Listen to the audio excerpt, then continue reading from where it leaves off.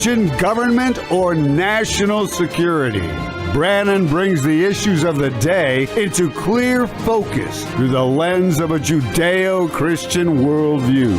And now, here is your host, Brannon Howse. And welcome to the broadcast on this Friday night. What is it? January 30th. January 30th. 2026. I'm going to be joined here in just one moment by Gordon Chang. We're going to talk about China. We're going to talk about China and Canada. We're going to talk about China and Taiwan.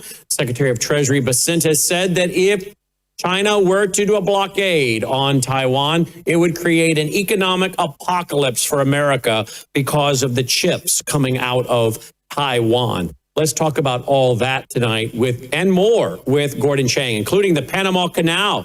What is China going to do about that and the new ruling by their Supreme Court down there in Panama? Then I want to talk to Patrick Wood about the newly appointed chairman of the Federal Reserve. That's if he can get confirmed. Where is he at when it comes to Bitcoin, cryptocurrency, the tech bros, and moving toward digital IDs? Is he a missing piece of the puzzle that Trump needs for the new system? We'll play some clips by Mr. Warsh and see what Patrick Wood says about him. Their rumors are going around he is tied back to the Bilderberger group. What is that group? Is that a group of conspiracists? Is it, in other words, been made up by the conspiracy theorist, or is it a real group? Well, it's a real group. I know that because I watched the mainstream corporate media reporting on it when they get together.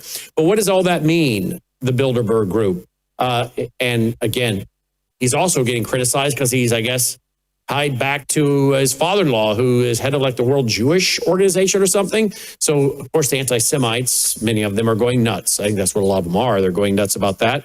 We'll get into that a little bit as well with Patrick Wood. And then Mark Mitchell is going to join us. Mark Mitchell is going to join us to talk about how is President Trump doing? Is his polling holding strong or not? How is he doing with young people? Bottom line is not good. He's not doing good with a lot of young people. He said he was going to make housing affordable. That's what he said. We have the video of it when he was campaigning, going to make housing affordable. Came out this week out of the cabinet room and said, I don't want housing prices to go down. I want them to keep going up so the boomers can keep their wealth.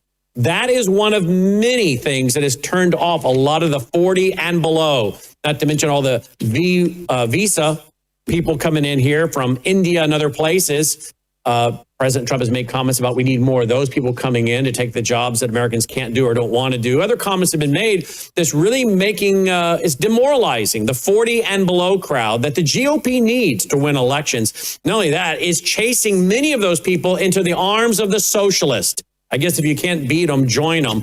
He says they have, in some cases, come out of the Democrat Party or supporting the Democrats to supporting Trump, who is going to fix these problems, deal with the lack of balance and fairness, really, because many people are being discriminated against because they're born here. They're men, they're male, they're white.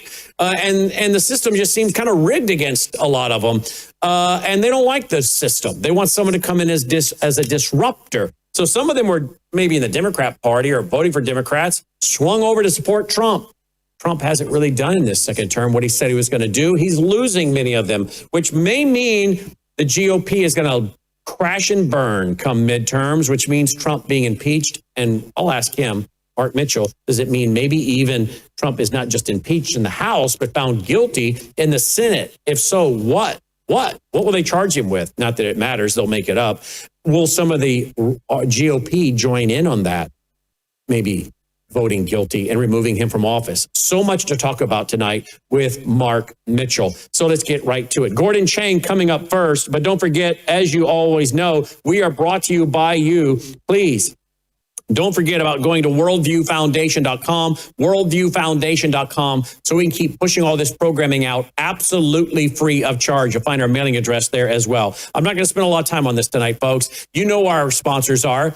Buy these products. These are great products. We use them. We recommend them.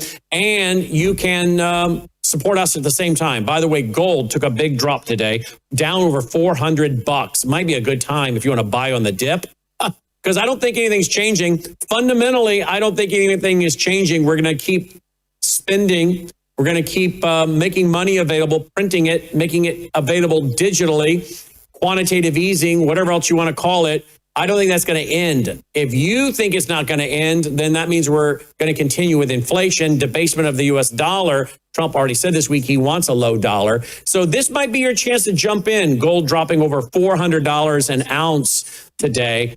So worldviewgold.com to get your free packet of information, worldviewgold.com. Of course, you got the Bella Grace, you got the Gatatana, you got the Numi, you got the Worldview Talk for your solar generators. It's all there, folks. You know it. I don't need to spend a lot of time talking about it.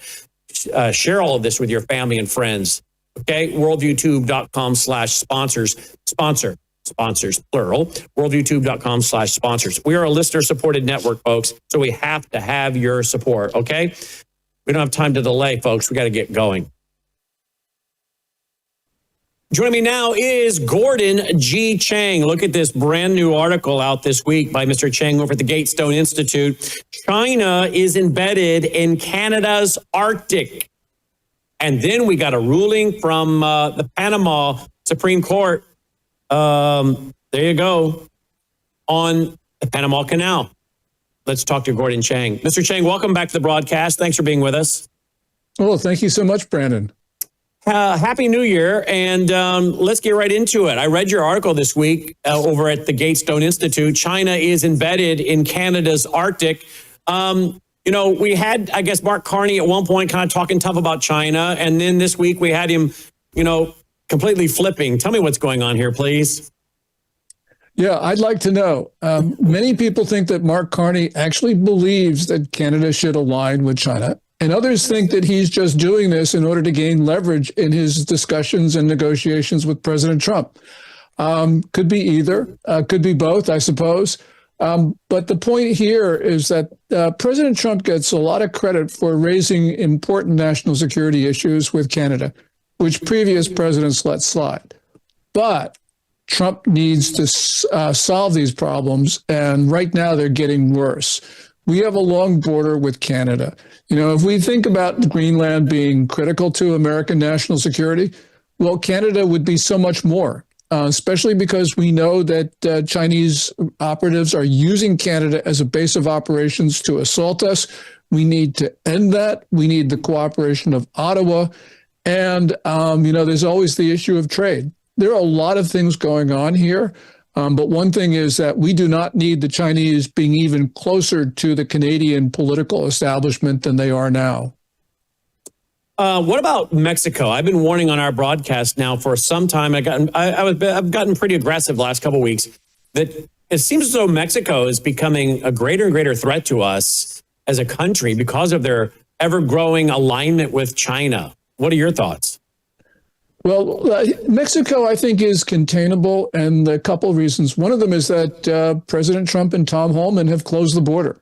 So that is really important. And that has meant there's a whole bunch of other good things that are happening in our country because the border is sealed. Mexico, she doesn't like us, Claudia Sheinbaum, the president, but she is willing to fall in line. And the reason is that people can see that after the extraction of Maduro and his wife, that the U.S. means business. And it's not just Mexico. You have a very anti-American president in Colombia, Gustavo Petro. But as soon as we took Maduro, Petro said, I want to work with President Trump. So that's a really good thing. And we see the Chinese being tossed out of the region. There's a lot more that we have to do, of course, but things are moving in the right direction. So I'm a little bit less worried about what's happening in the South. I'm much more worried about Canada. Let's talk about NVIDIA. Did I read that they got approval to send a bunch of their chips to China? You did. I think President Trump is certainly wrong to give those approvals. I think what he's doing is it's part of a bigger grand bargain that China will supply rare earths to the United States during this one-year truce, and that we then supply advanced microchips to China, and that would be NVIDIA's H200 chip. But I think China's getting a much better part of this deal because AI is going to determine who dominates the century. And the country that, right now we're ahead in AI, but we're helping China catch up with us by supplying those advanced microchips. I think it's just wrong. I also think it's morally wrong because we know China's going to use those chips for its military, which means we're helping China kill Americans. So I'm not happy about that at all. And of course, AI is going to be playing a huge role in the military. So when we allow NVIDIA to send those chips over there, are we not helping build their military? Oh, absolutely. There's no question about it. Now, of course, we need China's rare earths, but I think we can get out from under China's monopoly, and we can do it relatively quickly. There's a number of reasons for that. So I think that China is in the weaker bargaining position. So I don't think we have to make that concession. I'm not saying that things are going to be easy for us. They're certainly not. But unentangling us from really what is a very bad relationship for Americans is never going to be cost-free. And we have to understand that we are going to have to bear those costs if we want to remain a sovereign state. Let's talk about the generals, or a general, singular general, but maybe plural generals as well. What's going on? I read one was maybe arrested working with us in some capacity, but then I'm reading reports that there may be a collection of them that have gone missing. What's the latest? Yeah, on the 24th of this month, the Ministry of National Defense in China announced that 2 senior generals had been put under investigation. One of them was Zhang Yaoxiao, who is the #1 uniformed officer, the first vice chairman of the Communist Party Central Military Commission, which controls the military. The other general is in charge of the Joint Staff, and that leaves the Central Military Commission, which normally has 7 people, now has only 2. One of them is Xi Jinping, who is not part of the military, and the other is a political commissar. In other words, there are no operational people left on the commission. This is a really dangerous situation for China because Zhang Yaoxiao is very popular with the other officers. And he's, by the way, he's one of the very few Chinese officers who still have any sort of memory of war because he participated in the 1979 invasion of Vietnam. What Xi Jinping is doing, apparently, is getting rid of all officers who have been counseling him against an invasion of Taiwan. And that means Xi Jinping is reaching down and he's going to find compliant generals and admirals who are going to allow him to engage in a certainly misguided and ill-timed invasion of Taiwan or some other country, which means after the Chinese military is able to reconstitute itself at the top, then the risk of war with Taiwan or some other state is going to go way up.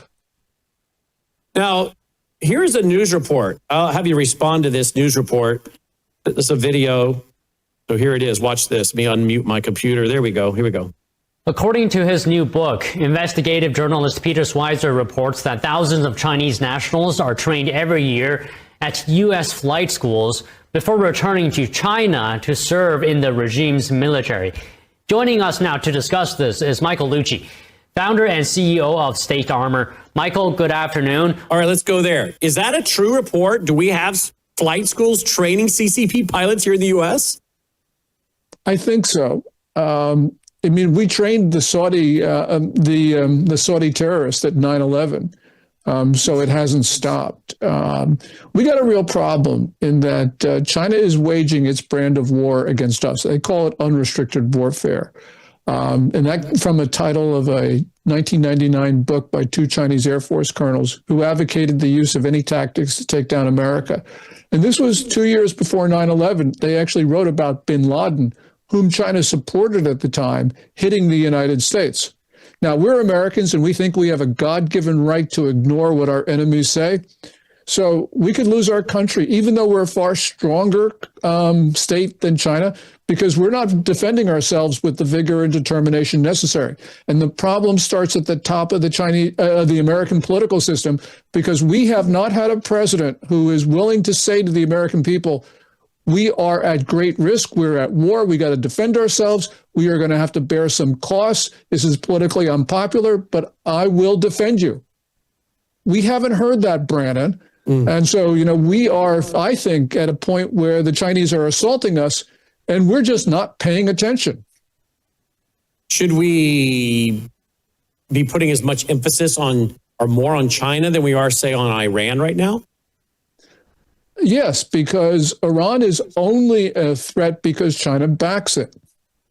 Now, we've got a bipartisan political problem. It is not limited to just the people who are in power now. This has been a problem going back many administrations, Republicans and Democrats, liberals and conservatives.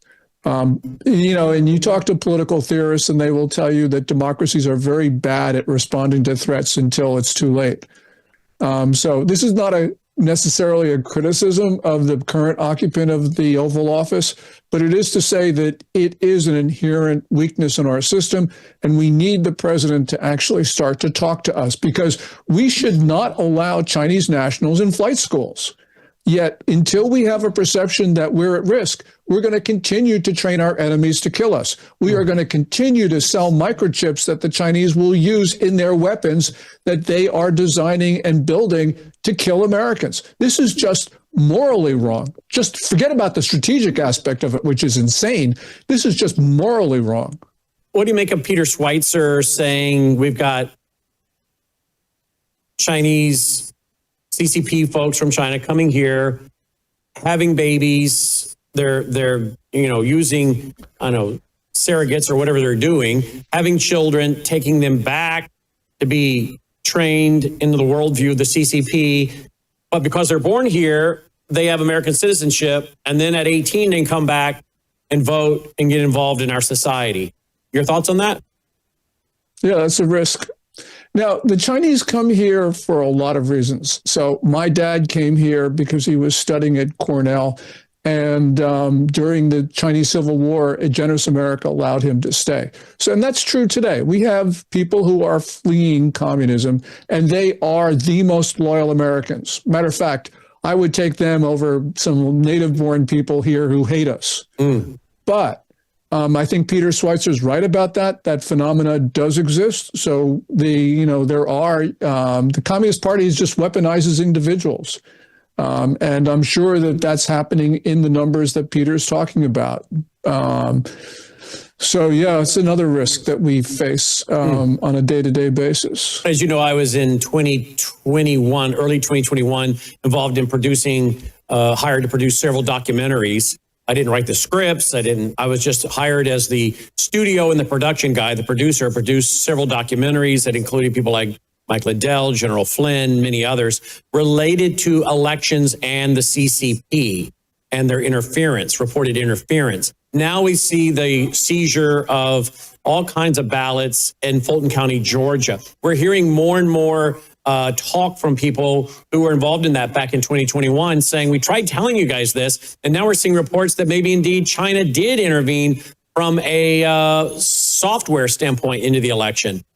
Would that shock you? No, it wouldn't shock me. I mean, I don't know the truthfulness of those allegations, but certainly it's not going to shock me. Brandon, here again, this is our country. We know how to run an election that is virtually fraud-free. What you do is you have paper ballots put into clear plastic ballot boxes, and those ballots are counted not by some municipal worker in a room which is sealed off from the rest of the world. You count them in front of everybody. This is what Taiwan does. People don't have questions about about Taiwan election results because it is done in an extremely transparent manner. Look, we know how to do it. If we don't do it, it means we don't want to have accurate ballot counts. This is not just a Democratic problem. The Republicans, when they have a chance, they steal elections too. So, it's just up to the American people. And, I think it's 100% behind President Trump saying paper ballots in federal elections.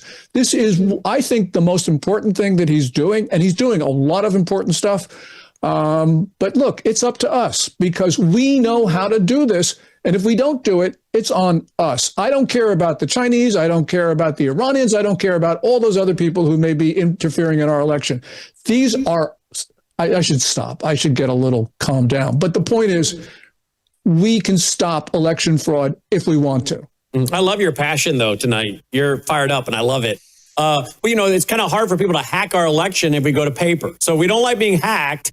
And the Republicans don't like it when the Democrats do it. And the Democrats don't like when the Republicans do it. Or the uniparty does it and everybody else on the other side says we don't like it. Then take away the ability to hack. Do it by, as you're saying, paper in public with cameras that can go back and audit everyone and everything that was done. So I agree with you on that. Here is a clip from the World Economic Forum. The Treasury Secretary Basant talking about Taiwan. You brought up Taiwan. I want to get into that a little bit more. Listen to this. Conductors, I would say that the single biggest threat to the world economy, the single biggest point of single failure is that 97% of the high-end chips are made in Taiwan. If that island were blockaded, that capacity were destroyed, it would be an economic apocalypse. So an economic apocalypse if that island were surrounded, if chips cannot get out. That's the Treasury Secretary saying that. Yes, and he's right. I'm not exactly sure it's 97%. I think it's probably 92% of the world's most sophisticated semiconductors are made by TSMC, Taiwan Semiconductor Manufacturing Company. And President Trump, and this is great, and also this goes back to Biden too. He did something good as well. This was to try to bring back to America's soil the manufacture of sophisticated semiconductors. And this is a policy and a program which is working. The Wall Street Journal will complain, as it has, that the CHIPS Act was grossly wasteful. Well, yeah, of course it's grossly wasteful. It's a federal program, but it's doing something which is more important than efficiency, and that is resilience. And Secretary Bessent is right. We need to bring back manufacturing of sophisticated semiconductors into the United States. President Trump's doing a great job on that, and we should support him. But let's remember, this is bipartisan. This started under Biden. Trump is continuing it, and Trump's doing a great job. A couple more questions, Mr. Chang. China and a space program. How advanced is their space program? And why does it matter? As a rhetorical question, because I know why it matters from the late Dr. Peter Vincent Pry, who used to sit at this desk. Boy, he was always warning about what China, Iran, and others were doing up there in space. Yeah, if you dominate space, you dominate the Earth's surface. And it gets a little complicated, but the Chinese want to militarize the moon and prevent other people from going there. And President Trump has made it very clear that we're getting to the moon before the end of his term. If we do that, we will be ahead of the Chinese. But it's not just a race to the moon, it's a race for the moon. Because if you're on the moon and you colonize it, especially at the South Pole, you can use the ice there for drinking water, to make rocket fuel, for all sorts of good purposes. You control the moon, you can then control the Lagrange points. Those are the midpoints between the Earth and moon where there's very little gravitational effect, which means you can base a space station and keep it there really economically. You dominate the Lagrange points, you dominate low Earth orbits, even high Earth orbits. And that is important because if you don't control those orbits, you're going to lose a war. So this is really important for us. And President Trump has the right idea. We need to get there first. We need to plant our flag. And this time, we need to actually colonize the moon and dominate space. How China's economy seems to be in a bit of an issue here. Their military is an issue. Are they in a position to do a blockade around Taiwan, to go after Taiwan right now? And if so, what's the timetable? Yeah. And how many hours do I have to answer that question? That's a really important question you ask. First of all, they do have the capability to impose a blockade or a quarantine. They practiced that at the end of last month with what they called Justice Mission 2025. They declared 5 large no-go zones around the main island of Taiwan. Obviously, they're practicing a blockade. They got the military equipment to do it. Question is, do they got the leadership right now, which I don't think that they do, but they will reconstitute the chain of command for the Chinese military. Xi Jinping obviously wants to do that. We need to have a more robust Taiwan policy, because if they take over Taiwan, it's lights out for the U.S. Because of what he said, that, a Taiwan company controls 92% of the world. Well, he said 97, but whatever. Above 90% of the world's sophisticated microchips. So we would be completely out if Taiwan fell under Chinese control. Plus, we have a lot of other reasons, both moral and strategic, to defend Taiwan. And of course, what we're talking about here are chips that control the flow of water, electricity, medical equipment, large computers that deal with banking and access to our money. I mean, traffic control, trains, canals. I mean, on and on and on. He's saying it'd be an economic apocalypse. It sounds like it would be an infrastructure apocalypse. Right. I mean, we have an economy which is dependent on microchips. It's just as simple as that. We could run a country with a 1960s technology, but you can only do that if not if you have, 2025, you have a society based on microchips, and you try to go back 50 years. That's really, really difficult and painful. And also, it really wouldn't work in a sense, because the Chinese would have control over the microchips. And that's the question of AI and all the rest of it. So, yeah, this is lights out for the United States, which is the reason why. Something goes wrong in your car today. Usually it's a chip, right? You bring your car in, there's something wrong. They get under the hood. We had to replace a chip. You had a chip malfunctioning. A lot of our cars would have a real issue even running. Yeah, almost every car on the road would stop running. It's just at some point. And it's just, we just depend on that so much. I'm sure people understand that. I hope they do. Final question. Panama Canal, the court ruling. I know that China's pushing back. Yeah, well, this is really important, and this is a victory for President Trump personally. And the reason is, this case was started by activists before Trump came on the scene. But once Trump started pressuring the Panamanian government, Panama's attorney general started to get in on the side of the activists to declare these two-port concession extensions to be unconstitutional. And that's what happened. So this is because of the United States. This is great, but it's more, China's in the canal zone more than just those two ports. They're building, for instance, the fourth bridge over the Panama Canal. If they wanted to, they could drop that bridge onto the canal, close the waterway, and that would be a big issue for the U.S. Navy, among others. So, yes, that's a great victory, but we've got a lot more to do. So this one we're going to have to keep following. Look at this here, folks. If you want to follow him on X, because he does a ton of media, guys, and you can follow him with his latest articles at the Gatestone and other places, at Gordon G. Chang. You got to get the G in there, or you're going to be following the wrong Mr. Chang. At Gordon G. Chang, at Gordon G. Chang. And as always, Mr. Chang, thank you for being with us, and say hello to your lovely wife for us as well. I will do that, Brandon, and I promise I will calm down. I love your passion. I don't think you need to calm down. These are life-threatening issues. These are major national security problems. So I love your passion, because you're kind of the lone voice in the wilderness on some of these issues, and you've been doing this for a long time. And here we are looking at all these vulnerabilities tonight that are. You talk about the power going out, right? Or storms. We just had a huge storm here in the Mid-South. I don't know if you've put into Twitter and looked at Oxford, Mississippi. I'm an hour from Oxford, Mississippi. We missed this paralyzing historic storm by 30 miles, all right?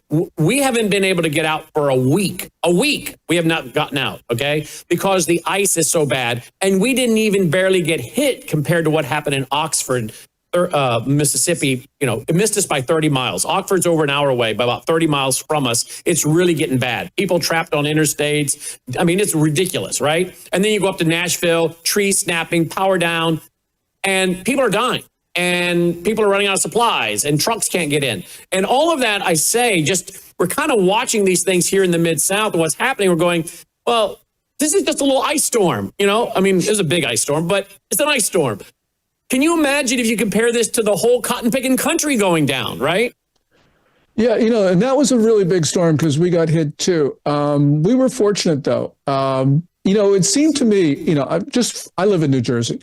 It would seem to me after the Sandy hurricane that people in New Jersey would figure out that you need to start burying power lines because that's the problem. That was the problem in Nashville, this storm. Yep. Because the ice on the trees. So you would think that Americans would say, oh my gosh, this happens all the time because in our country, we've got ice storms, we got earthquakes, we got all sorts of stuff. So let's put this stuff underground and at least give us some resilience. But no, we're not doing it. And that's the reason why I sometimes get aggravated because it's just so simple to see this stuff. And it's things that we absolutely need to do because, you can't rely on electricity all the time, which is the reason why I say to Americans, you got to stock up. You got to make sure that you can survive for 6 months or so without the intervention or the help of government. If you're going to have a can opener, make sure it's one that you can operate manually. You can't rely on electricity. It is simple things like that we need to do to save as many American lives when we have these disasters, man-made or otherwise. Yeah, man-made or otherwise. And the frustration, I think, comes from the fact that you see the problems and we know the fix, but no one's really working on the fix. And that's very frustrating. Yeah, and we have people in electricity companies, they purposefully lobby against proposals to make us more resilient.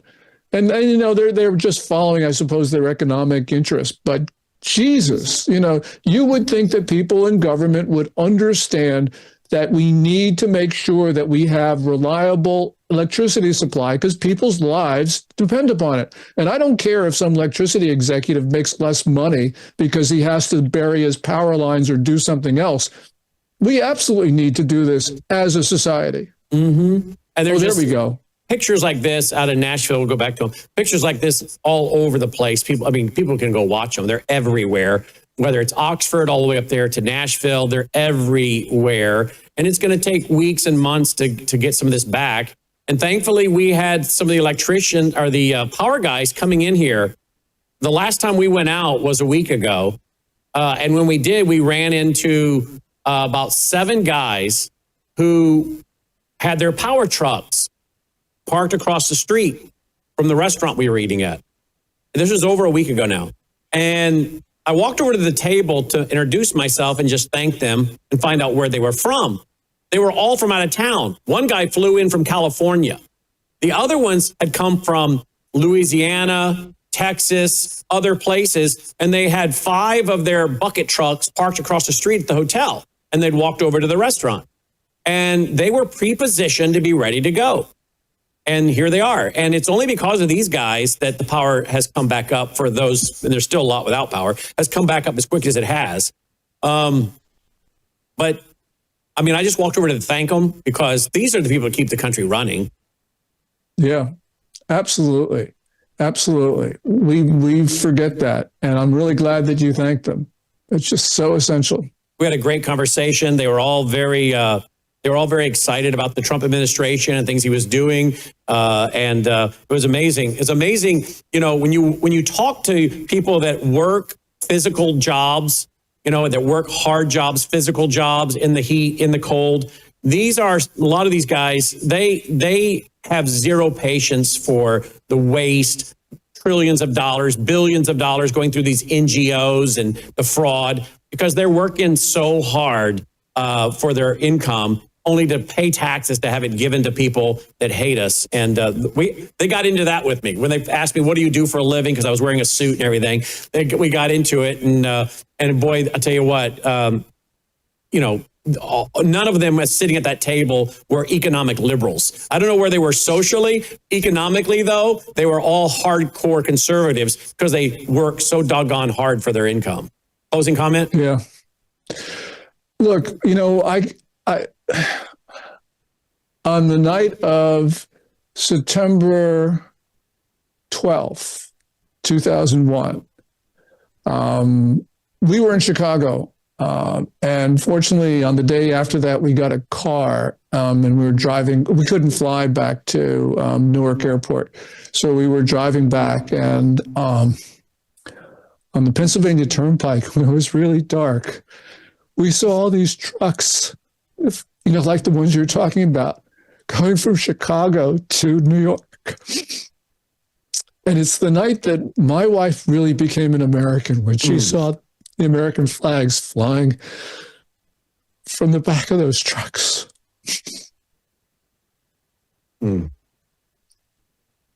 Guys racing to help fellow Americans. Gordon G. Chang. And folks, you understand why he's so passionate about the topic. You just saw it right there. Gordon G. Chang. Follow him. Make sure you get the G in there. Check all his great books. Mr. Chang, as always, thank you for being with us. Well, thank you so much, Brandon. Mr. Chang checking in tonight. We always appreciate him. And I hope you will go and visit his X account, follow him, keep tabs on the great interviews he's doing. He's doing many a day, writing great articles and books. You can find his books, all of them, at Amazon. Just go to Amazon, type in Gordon G. Chang. You'll follow them. You'll find them. And then share them with your family and friends. He has a little book out on China. It's not a very big book. You can read it in one setting. Just sit down and read it, and you'll be more informed about China. And again, we're not talking about all the Chinese people here, folks, okay?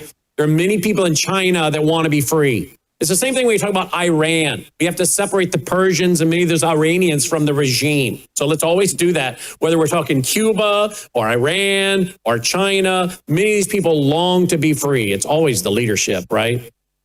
But if you want to understand what the media is largely ignoring when it comes to the CCP in China and their leadership, get his books and read them. And then pray for the persecuted church and those persecuted in China. All right? We'll be right back. Consumers often ask, what should I expect when I take the Belly Grace Elixir? And the answer's varied. It really depends on what your health and wellness needs are. I would consider this as your foundational core product for a whole range of health and wellness issues. Let me give you a few examples. If you're a little bit older and you have some joint health issues, some problems with mobility and discomfort, the elixir is going to be your best friend. If you have some skin health issues, wrinkles, hydration, aging, all of those elements are going to be benefited from the elixir, including age spots. Now, if you're in a younger demographic, maybe visual health is where you need some assistance. Eye fatigue, dry eyes, all of those are going to be benefited by the elixir. It's a core product because it benefits so many.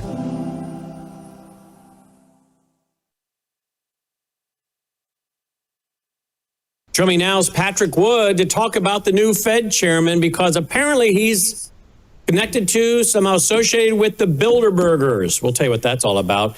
We have the report that was put out by the White House, released. President Trump even put it out there on social media. I am pleased to announce that I'm nominating Kevin Warsh to be chairman of the Board of Governors of the Federal Reserve System. We've asked Patrick to do a deep dive on him. Patrick, welcome back to Brandon House Live. Thanks for being with us. I hear people are making issue of the fact that he's part of the Bilderberg. Is he personally, or was his family, or what's the deal? And for those who don't know, what's the Bilderberg? Yes, indeed. He was a member of the steering committee on the Bilderberg group, and that's not just an attendee. If you're on the steering committee, you get to decide who's going to come to the meeting in the first place. So, there you go. That means he served alongside of Peter Thiel and Alex Karp, both from Palantir. You can't make this up. So okay, wait, I want to stop right there. So you're saying he's good friends with Peter Thiel, or at least associated with them. Friends, well, at least associated with them, right? In a working group. In a working group, right? Exactly. Had to have lots of interaction with him along the way. So had to have lots of interaction with them along the way. All right. Now this is interesting, because the tech bros, Peter Thiel and all these guys, they're big into Bitcoin or cryptocurrency, digital IDs, that whole thing, right? Exactly. And so is this guy, Mr. Warsh, right? Yes, he has plenty of experience in the financial world, for sure. He really does. Would he be in favor of a central bank digital currency? Oh yeah. In fact, I think we have some clips. I think we have some clips to back that up. Here's one right now. Are you on board with Bitcoin? I know Stan Druckenmiller is now on board. I think when we've talked about Bitcoin in the past, I think you had a perhaps a lesser view. I don't know if you have a different view today. So Stan calls me his partner. I call him my boss. One of us is lying, but I'll let you figure out who's who in that, Andrew. So I'd say I think that Bitcoin does make sense as part of a portfolio in this environment where you have the most fundamental shift, for example, in monetary policy since Paul Volcker. This is a big shift that we're seeing under the Powell Fed, rightly or wrongly. So I'm not surprised in a period of dollar weakness where Bitcoin's doing what it's doing. And I'd also suggest that part of the move in Bitcoin is taking some of the bid away from gold. I think if Bitcoin never existed, gold would be rallying even more right now. But I guess if you're under 40, Bitcoin is your new gold. So I think of Bitcoin as a lot of things, but it's certainly with every passing day getting new life as an alternative currency. And when you see the strength of the euro, the strength of the pound, the strength of the RMB, the Korean won, the Mexican peso, I guess we shouldn't be surprised to see the strength of Bitcoin as well. All right. So he seems to be pro-Bitcoin, right? Well, exactly. That clip was some time ago. Yeah. So he's been saying this for a long time, and he's at this point we're going to see that the Trump administration is going to hand over. That was me. Sorry about that. Okay, no problem. The Trump administration is going to hand over the payment side of the Bitcoin, or not Bitcoin, but the tokens, payment tokens, over to the Fed. They won't probably be handling the asset tokens, but nevertheless, you can see the whole thing's going to be handed over to him. So this will be the guy that's going to run the whole thing. It's just not that he was a member of the Bilderberg Group in the first place. That's serious enough. Which, by the way, is a globalist type organization, right? Exactly. And he's also a member of the CFR, that's the Council on Foreign Relations. But this is the guy who acted. He was with the Federal Reserve in 2006 or 8, somewhere along there. He acted as the Federal Reserve's primary liaison to Wall Street during and after the 2008 financial crisis. Now, just think about this for a minute. He was a member of Ben Bernanke's inner circle during the financial crisis. He played a key role in orchestrating the bailouts and interventions, including the sale of Bear Stearns, the federal bailout of American International Group, AIG, you might remember that. And also he coordinated the Goldman Sachs and the Morgan Stanley conversion to bank holding companies. This guy is Mr. Establishment for sure. He was in the middle of the financial crisis, and this is the guy that basically squandered our money on all these bailouts. This is not good. This is not a good sign for me. Wow. In fact, let me type in here, Warsh on, let's say, cryptocurrency, what he says here. Cryptocurrency. See if I can find him saying something about this. Nope. That's because there we go. Now, finally, thank you. All right, here's something. You made reference to Bitcoin, and I thought I heard a little bit of condescension that people are buying Bitcoin and these things. But doesn't it, right? Charlie Munger, this is 2 or 3 years before he died, Charlie Munger attacked Bitcoin. He called it evil, in part because it would begin to undermine the Fed's ability to manage the economy. Or it could provide market discipline. Or it could tell the world that things need to be fixed. Bitcoin does not make you nervous.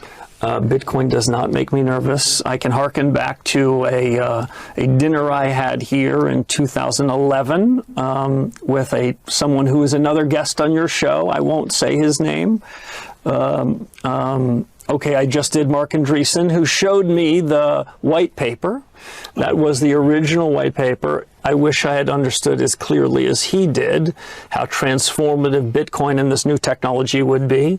Bitcoin doesn't trouble me. I think of it as an important asset that can help inform policymakers when they're doing things right and wrong. It is not a substitute to the dollar. I think it can often be a very good policeman for policy. And if I were to speak more... Wait a minute.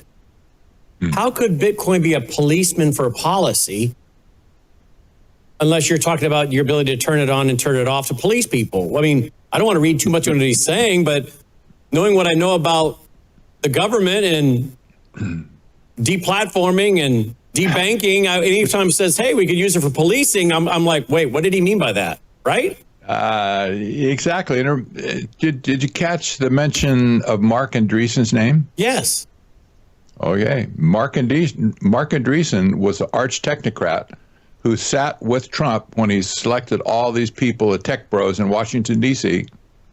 He was at the table as an advisor to President Trump, and he's the one that suggested, or at least confirmed, the selection of people like Michael Kratsius, et cetera, David Sachs. And obviously, he's on board with Andreessen because he got his information from Andreessen. All right, let's pick up the rest of the clip. Yeah. Here we go. To what did Charlie Munger and others perhaps have in mind? There is a proliferation of securities that go under all sorts of names. Many, if not most of them, are not worth what they might be being traded for. So what did Charlie say, and maybe his pal Warren say? There's the innovators, the imitators, and the incompetents. They're real innovators that are happening in and around that new technology.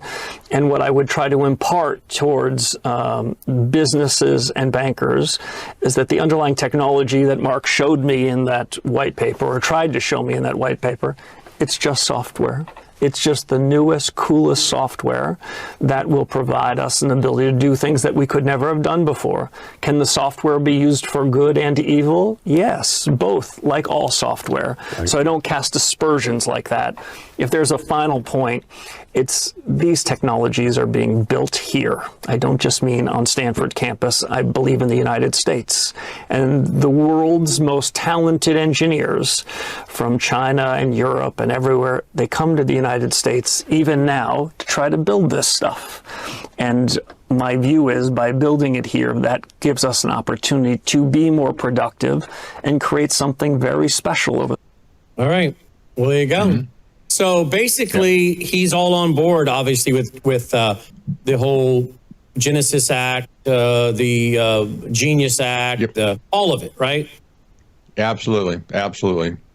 So we'll see if he gets confirmed. I expect he will.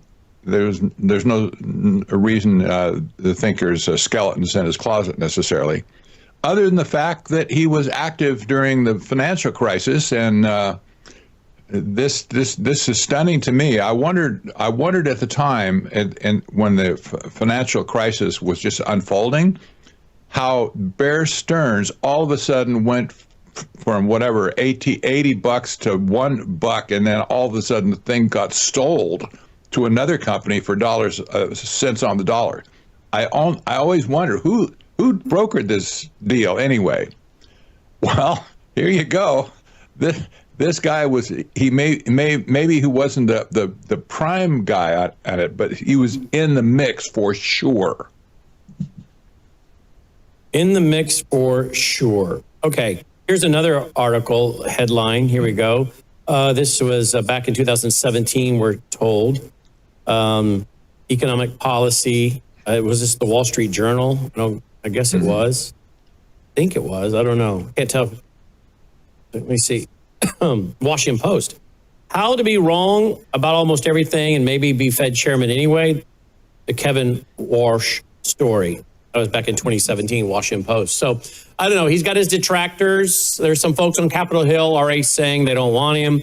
But, like you said, unless there's some huge scandal, he's likely to be confirmed. So the New York Times is saying that Trump reportedly told aides they need to be conscious of the business community regarding mass deportations, directing officials to focus on criminals and refrain from targeting work sites. Yeah. There's so much in the news now where so many MAGA people are starting to feel betrayed. Now, exactly. Now, let me say that Walsh is not a member of the Trilateral Commission. Mm-hmm. However, he's a member of the infamous Group of 30.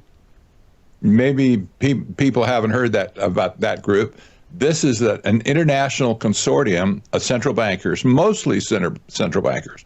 They have a few other people involved, but there's only 30 of them, right? So they're very powerful. They set policy worldwide.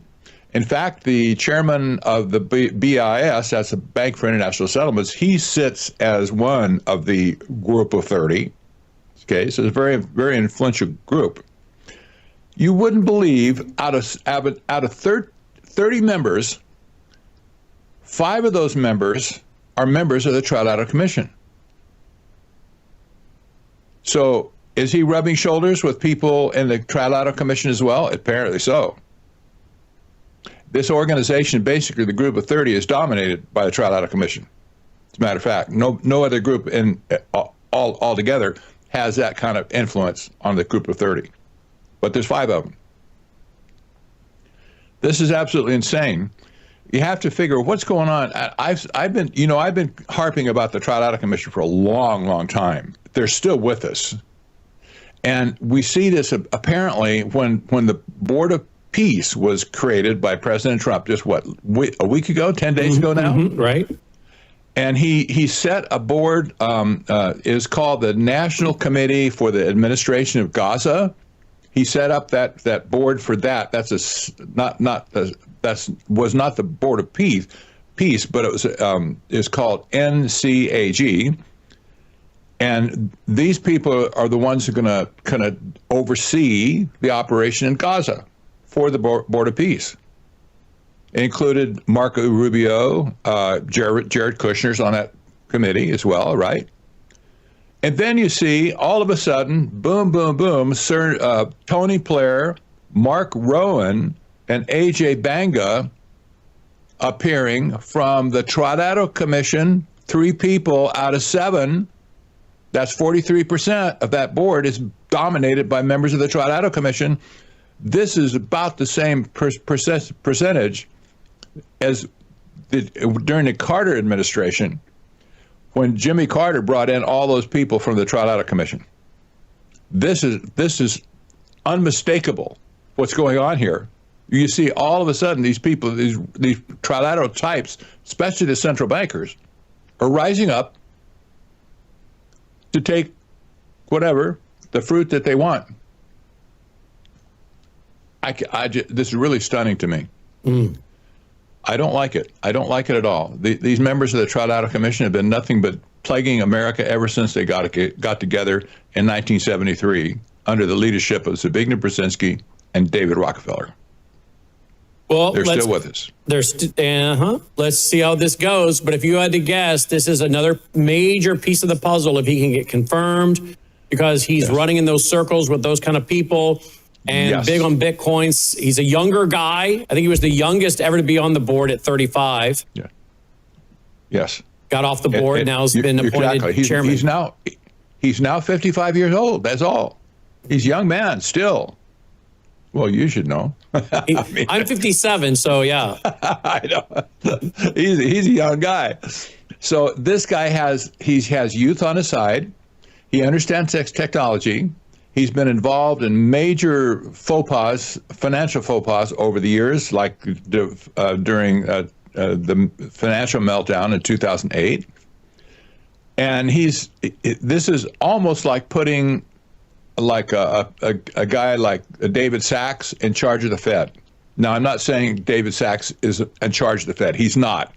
But I'm saying I think that Warsh will be inducted into the Technocrat Hall of Fame in the end, right? Well, and of course, I guess his father-in-law at one time was the president of the World Jewish Congress, right?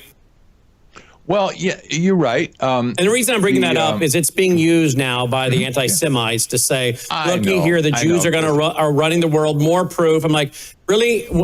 How many, I should actually put that into a search engine. How many Jews have been chairman of the Federal Reserve? Someone want to look that up? Let me ask. Because, I mean, why do they make an issue? Well, we know why they do this, right? It doesn't matter. I've seen people, the anti-Semite groups, say when somebody's appointed who's not a Jew, right, that they're still controlled by the Jews. Yeah, exactly. That's what they say. What? This is so insane. But you'll see this. You'll see this being, put in the narrative to diss the Jews. Yeah, and I'm coming up right now with 4. Eugene Meyer, 1, 2, 3, 5. Eugene Meyer, Arthur Burns, Alan Greenspan, Ben Bernanke, Janet Yellen. 1, 2, 3, 4, 5. If this is correct, which means 5 out of 16. So that's about 31%. I'm not sure that they're all Jewish. But they're Jewish descent is what this search engine's saying. No, I would question that a little bit. Do you? I would. I only have 3. Logan's coming up with 3. Let me ask another search engine. See what they get. Yeah. Just for giggles. Not that it matters, but I just love how these people all start going after the fact he's Jewish, tied to his father-in-law who's Jewish. I don't know if he is or not, but his father-in-law. It does. Yeah, it doesn't say. I tried to check. All right, so right now we're only coming up with 2, according to this search engine. Alan Greenspan and Ben Bernanke. I'm not sure about Bernanke. Maybe he is. And then Paul Moritz, Warburg. That's 3, like Logan said. Warburg goes back how long? Warburg would have been, he was one of the founding members of it. I know, that's exactly right. 1913. that would be 1913. Yeah, that was Warburg Pincus, I think his firm was. It was very financial, a very highfalutin, financial firm at that day. Well, only reason I'm bringing it up is because this is what's swirling now, which of course adds to the anti-Semitism, right? Yes. It really does. I told you about the study that Sutton and I did back in the 1980, 1981, when we were inundated with people wanted to insert their anti-Semitic junk into our research. We finally had it with these people. I said, look, we're going to settle this once and for all. We're going to do a study on every member of the Trilateral Commission and determine who are the Jews and who are not. Okay. And we took our research tools. We got information from all around the country. We didn't have the internet back then. You couldn't just search on it. And we determined at the end of it, there was no discernible influence statistically from Jewish people versus all the other sinners in the world, if you will, right? Of course not. There was nothing there. Yet they insist on hammering home this narrative. Oh, it's the Jews. Oh, it's Israel. Oh, it's Zion. Whatever. This is absolutely just off the wall, crazy. It's Batman crazy sort of thing. Yeah, I stand on that study today. And this search engine is saying 3 Jewish Fed chairman: Arthur Burns, 1970 to 78, Alan Greenspan, 87 to 2006, and Ben Bernanke, 2006 2014. So this would be the 4th if he gets confirmed out of so many. Right? Well, if he's Jewish, I don't know if he's Jewish at all. No, that's right. I don't know that he is, but they're pointing to his father-in-law head of the world Jewish and trying to say he would be obviously then tied in with all that. But Exactly. again, I'm only bringing it up because it is silliness that's bouncing all over X right now, as since he was appointed, and it's just ridiculous. You know, there's a new social media platform out now. It's called Upscroll, and it's based in Australia. It was founded by a tech bro who worked as a tech guy for IBM. I forget who else. But it was founded by a guy from Palestine and Jordan, raised in Jordan. I think he was born in Palestine. And all of a sudden, all of the anti-Semites are going over to this platform, and they're just flooding it with anti-Semitic stuff. Unbelievable. So now they have a place to flock to, and undoubtedly other people will come in who are not anti-Semitic. They'll be converted very quickly, I suppose. So this is one other sign of the times that anti-Semitism is going to run rampant in the world, and it's very disturbing. And from any way you look at it, it's very disturbing because it's all irrational. These people have no leg to stand on. They're as bad as the flat earthers, in my opinion. That's the people who believe the earth is flat. I just looked up several. I looked while you were talking. I looked up several different sources to see what they would all throw out, and several of them are saying he was raised in a Jewish family. Not that it bothers me. I don't care. I mean, that's not an issue for me. But again, I'm just warning everybody: be aware when you watch this, and go do the math on the number of Gentile Fed directors versus Jewish Fed chairman versus non-Jewish, and they're a percentage, not even the majority, obviously. Heaven forbid that if somehow the anti-Semitic crowd could get rid of all the Jews in the world, they would find themselves back exactly in the same position we are for right now, where sinful men are doing sinful things and evil things in the world. That's what they're going to find. Yep. It doesn't matter if the Jews are there or not, because the whole bunch of them, I mean, I'm talking, it doesn't matter if you're Gentile or Jew. This is not the criteria for being evil, for Pete's sake. Yeah, it's a sin nature. It's a sin nature, exactly. So, God in the first place, when he destroyed the earth by flood, he said, "Man, it was in your heart continually to do evil. That's why he destroyed mankind in the first place." Well, here we go. Here we are. We're still in the same sinful state where people are going to wax evil, especially in the end days. That's prophesied in the scripture. Totally. 100%. Technocracy.news, technocracy.news, and each and every Tuesday and Thursday, right here at 6 p.m. Central, 7 Eastern, Logan House and Patrick Wood, Technocracy broadcast, as well as technocracy.news. And I don't know, Wall Street, gold, I don't know. Gold's gotten hammered today. Gold is way down today, dropping well below 5,000. Silver is down into the 81 range. So right now, gold is down like $464. $464. So if someone wanted to buy in right now, you might want to buy on the dip. This would be the great time to do it, in my opinion. But I don't give financial advice. I give financial opinion. But yes. Right? I know it's going to be volatile. Yes. That's stuff goes up, goes down, goes up, goes down, and we're not at the end of it yet. Nope. So technocracy.news, technocracy.news. Thank you, Patrick. My pleasure. Take care. True beauty isn't applied. It's nourished from within.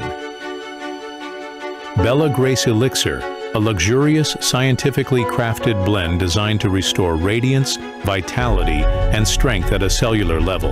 At the heart of Bella Grace Elixir lies Cat's Claw, a powerful herb from the Amazon known for its ability to control inflammation and protect collagen. With Verisol collagen peptides, it goes beyond the surface, stimulating your body's natural collagen production to reduce fine lines, improve skin elasticity, and promote real, visible change. Bella Grace Elixir doesn't stop at collagen. It includes astaxanthin, one of nature's most powerful antioxidants. 6,000 times stronger than vitamin C, astaxanthin protects your skin from harmful UV rays and environmental stress, while locking in hydration and promoting a radiant, youthful glow. Experience the power of nature with Bella Grace Elixir at melissahousebg.com.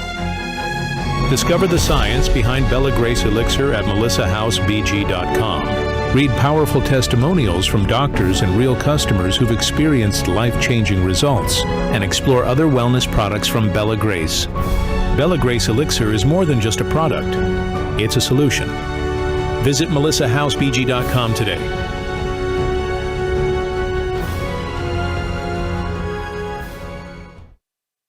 Joining me now is Mark Mitchell. He's the lead pollster at Rasmussen. He was at our national conference in October, and he has been a busy guy. I follow him on X. I think you should as well.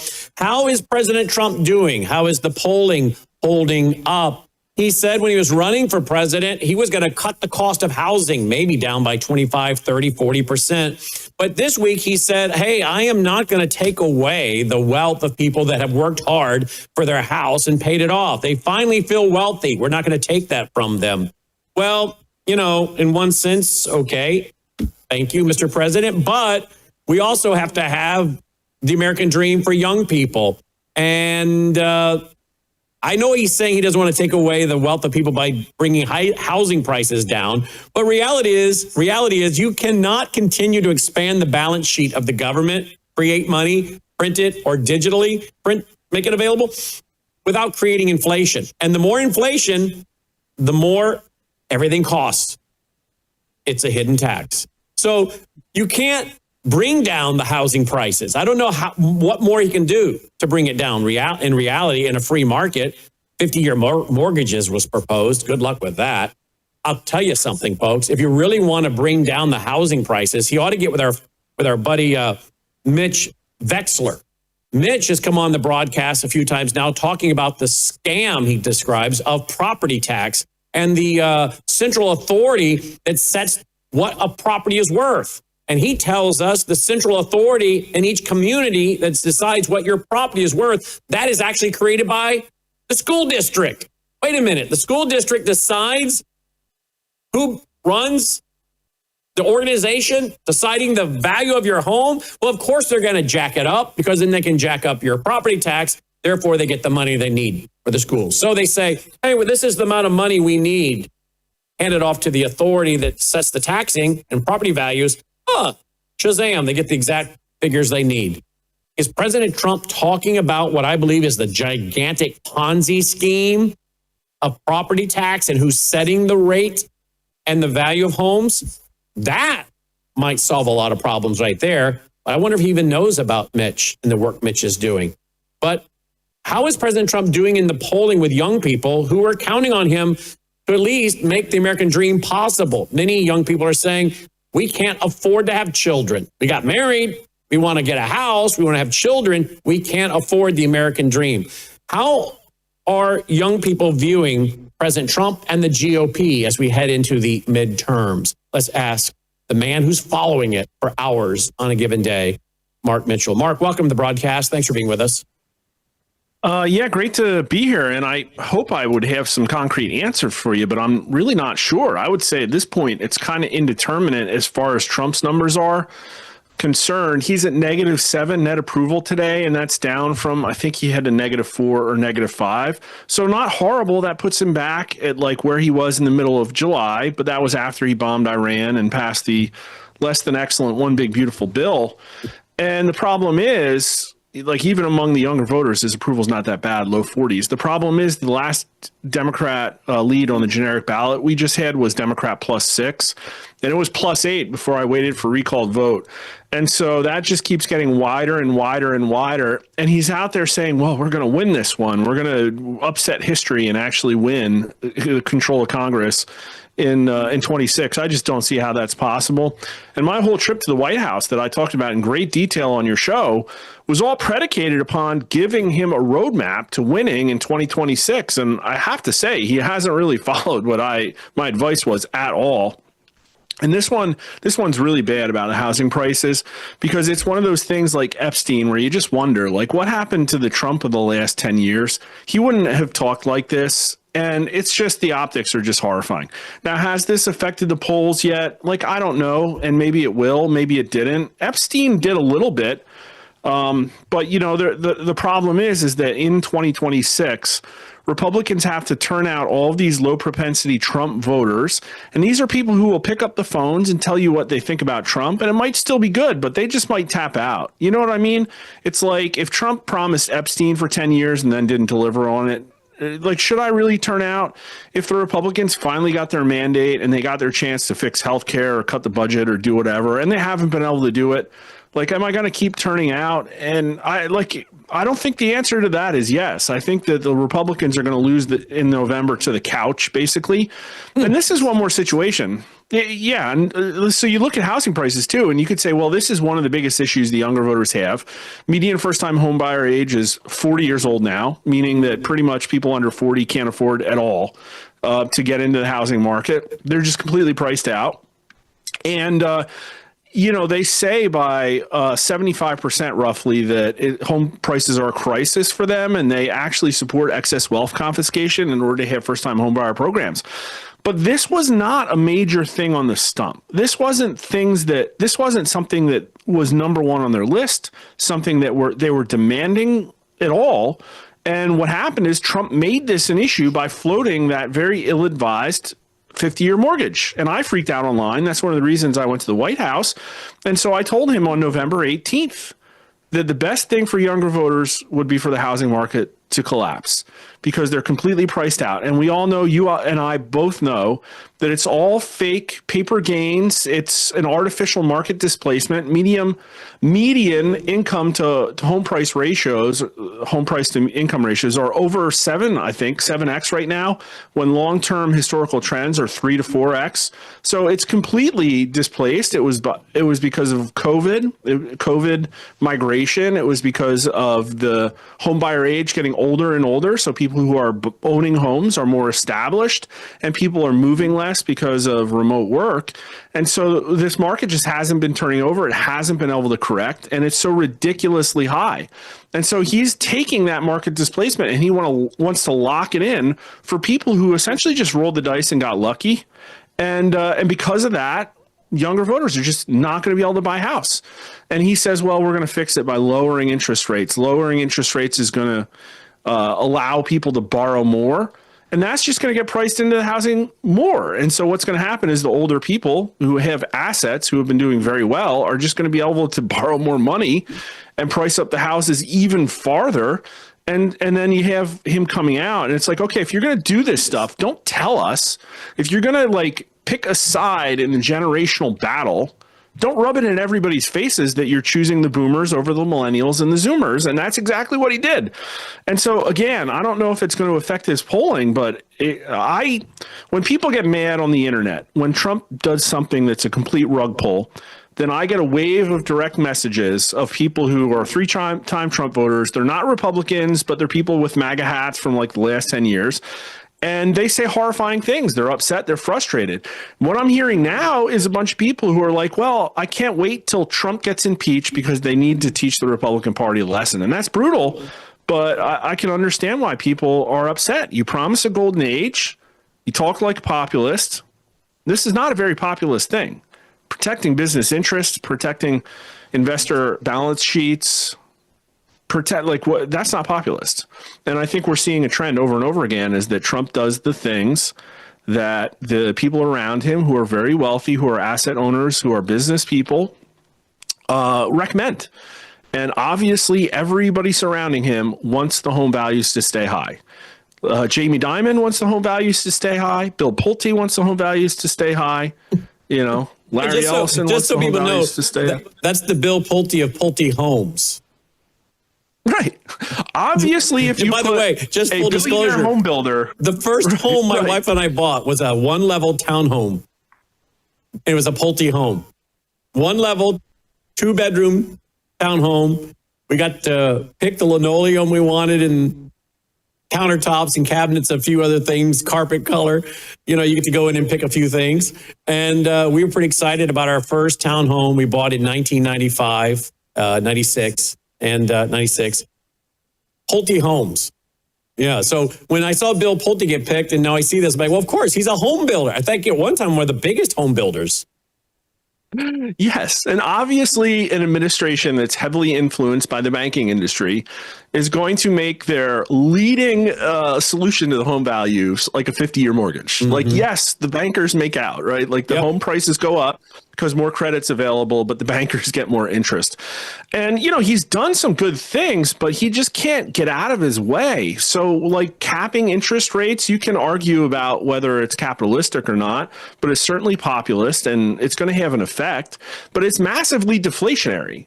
And so he says he doesn't want deflation. He says it's bad. He wants to continue to see the line go up. This is very much like the, Federal Reserve driven line must go up economy where corporate profits have to continue to soar. And they have on the backs of American workers who have been sold out. And it's almost like it seems like he wants to run next year on 5+% GDP when that doesn't affect anybody. But like the policies don't make any sense. So you tell everybody we can't have deflation. And you're also going to deport like all the illegal immigrants. Like that doesn't work. Those two things are impossible. They don't square. You're going to get rid of about 1/15 of all our consumer spending in the United States and all of the credit that these people own and all of their productivity contributions to our GDP. That's all going to go away if you deport them. And then it's the same thing. You know, he said on the stump he wants to lower home prices, like you said, 20 to 30%. Now he doesn't want to do that, right? And I just don't. I don't understand. In fact, let me play the clip just so for people who think we're making this up. Here's the clip. Let me bring some audio up here, guys. Here we go. Existing housing, people that own their homes, we're going to keep them wealthy. We're going to keep those prices up. We're not going to destroy the value of their homes so that somebody that didn't work very hard can buy a home. We're going to make it easier to buy. We're going to get interest rates down. But I want to protect the people that for the first time in their lives feel good about themselves. They feel like that they're wealthy people. And I want them to understand it. There's so much talk about, we're going to drive housing prices down. I don't want to drive housing prices down. I want to drive housing prices up for people that own their homes. And they can be assured that's what's going to happen. And that's exactly the opposite of what he said on the campaign trail. But here's the deal. The value of your home only matters when you're selling. If you have a home, the value of your home, how much it's worth, only matters when you're selling or if you're going to go and get a line of credit against it. There you go. If you're going to go get a line of credit against it, now it matters. Well, that's how perverse this is, too, is because we talked about this before. Or a reverse mortgage, right? Yeah, exactly. The median home buyer age went from 39 to 59, up 20 years in the last 20 years. And so it's the same cohort of humans on average that are buying and selling houses. And these are people that had a pretty good run of, an economic tailwind, to be honest with you. There was a lot of, the technology market, the shift to services, the expansion of white collar work in America. Like people did really well until all those jobs were given away to the Indians, basically. And it's like, okay, well, yeah, they've built this wealth, but he said that they don't want to be able to make people who haven't worked as hard afford homes.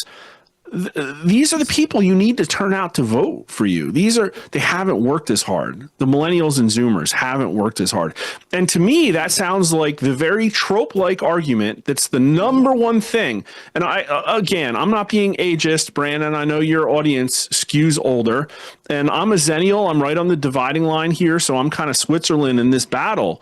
But when your argument is, suck it up, young people. You just need to work harder. You need to pull yourself up by the bootstraps. That's an argument he's using here, and it's the most tone-deaf one because you forced globalism. You gave all the jobs away. You undermined unions and brought in illegal aliens.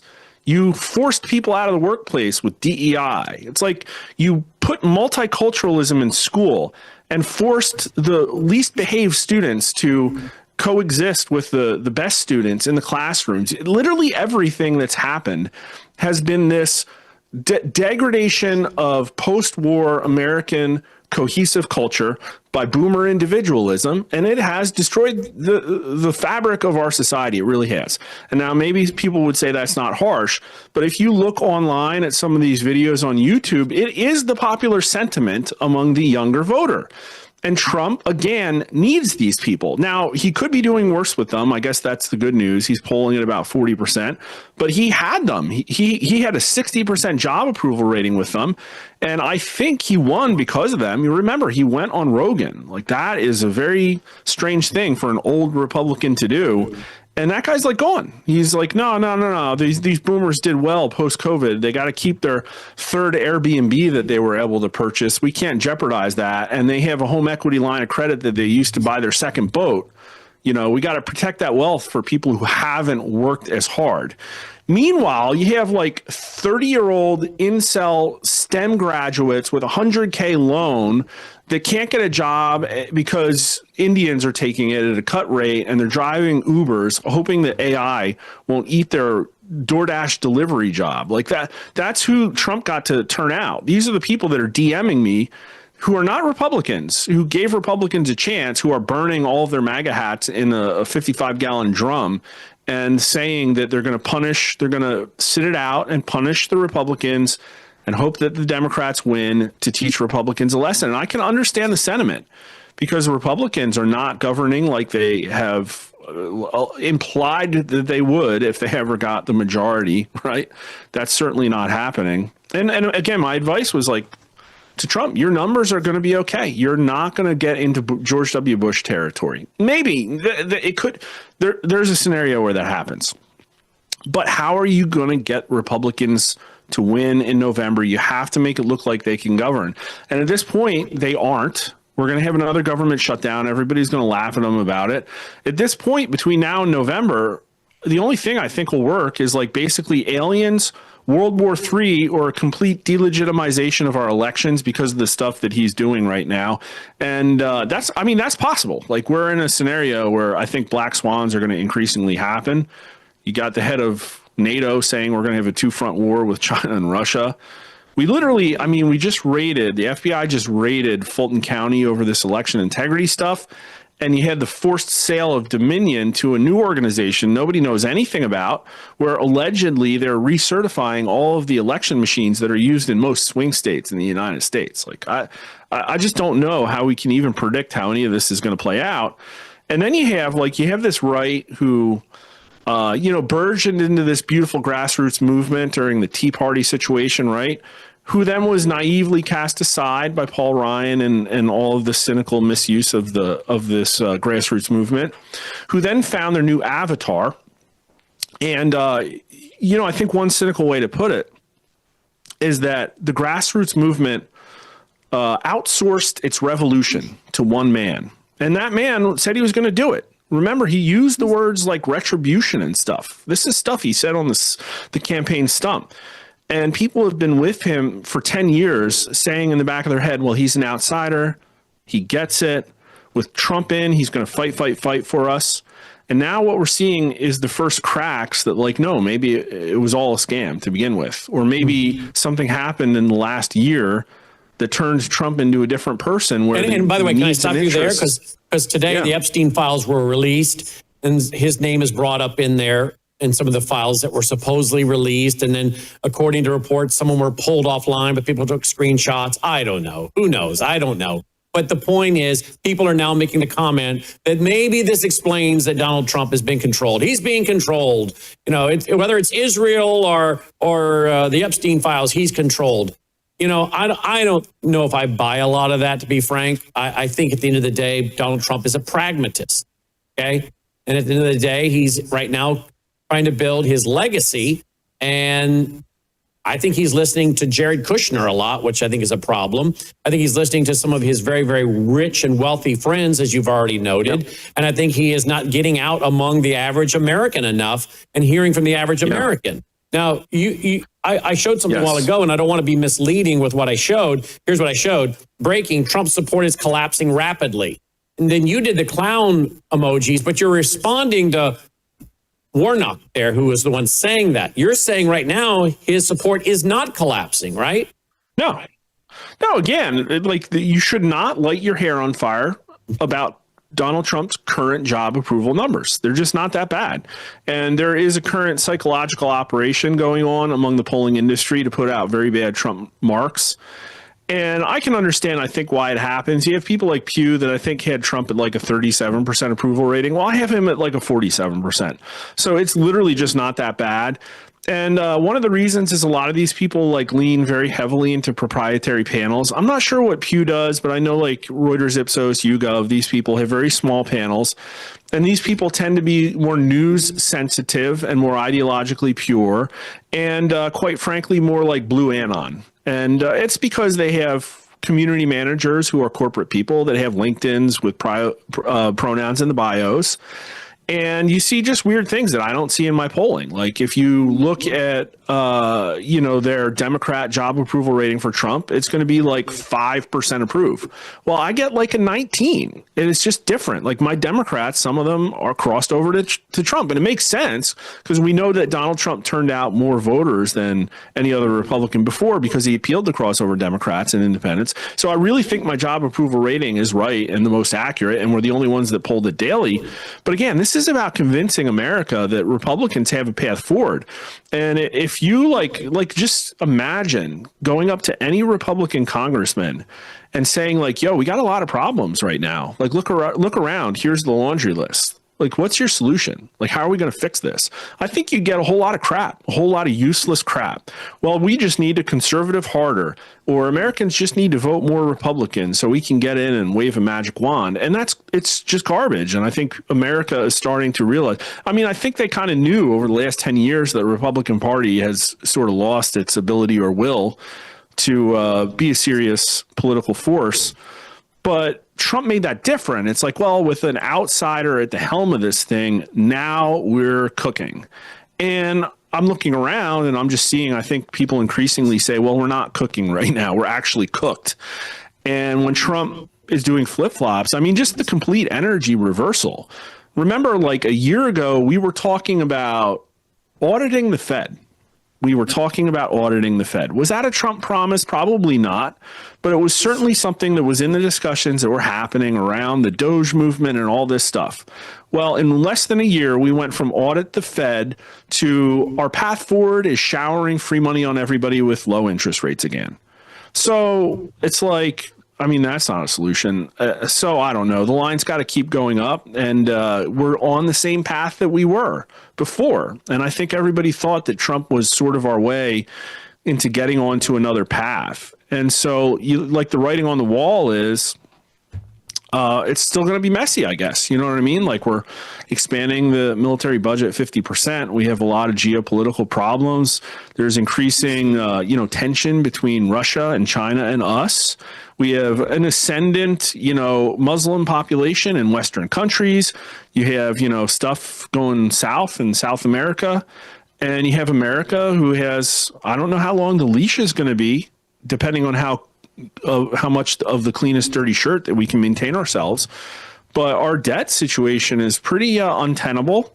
And even if we're able to keep our heads above water, we're probably going to look increasingly like something like Japan, unless we can import infinite immigrants, in which case we're going to look something like Canada or Western Europe. And so nothing has been averted. The path continues. There haven't been the drastic actions that I think we all agreed that we would need to avert some major crisis. And it's just this complete reversal in energy. Everybody said, wow, Trump got shot. It's all different now. All bets are off. He's going to come in and he's going to do this. And there was even this sort of subtext of like, yeah, he's even going to break some rules. He's even going to cross some Rubicons. And you know what? Especially the young people, they were there for it. 57% of the under 40 voters agreed with his statement that he who saves his country violates no laws. And it was less than 40% of everybody else. So a very big generational divide. The under 40 voters, and you could say they don't work hard. You could say that they're lazy and they play too much video games and they're sort of special snowflakes and they need to stop eating Tide Pods. You could say all that stuff, but they're going to be in political power. It's only a matter of time. And when they do, are they going to go to war? Are they going to flip to the left and go to war on capitalism? I think that's baked in. I mean, they are not conservative. They are very socialistic, even the ones who say they're conservative. We covered a lot of the numbers on a previous show with you for sure. Even the Trump voter under 40 by 0.75% approves with nationalizing major industries like tech and energy and healthcare. And they don't want, again, they don't like these ideas of looking at the old isms and saying we need to restore these principles. They're not very principle focused. And that's how you get conservatives supporting things like excess wealth confiscation. And so when you say, well, we need to be libertarian, they're like, well, no, screw you. Well, we need more capitalism. They'll say, no, capitalism's failed. And I think that they're kind of right about this because, like, I love the Constitution as much as the next guy, but it's like hard to see a scenario in which just passing out more pocket constitutions is going to fix our problems now. Like, well, I think the problem is that we're not running a constitutional system.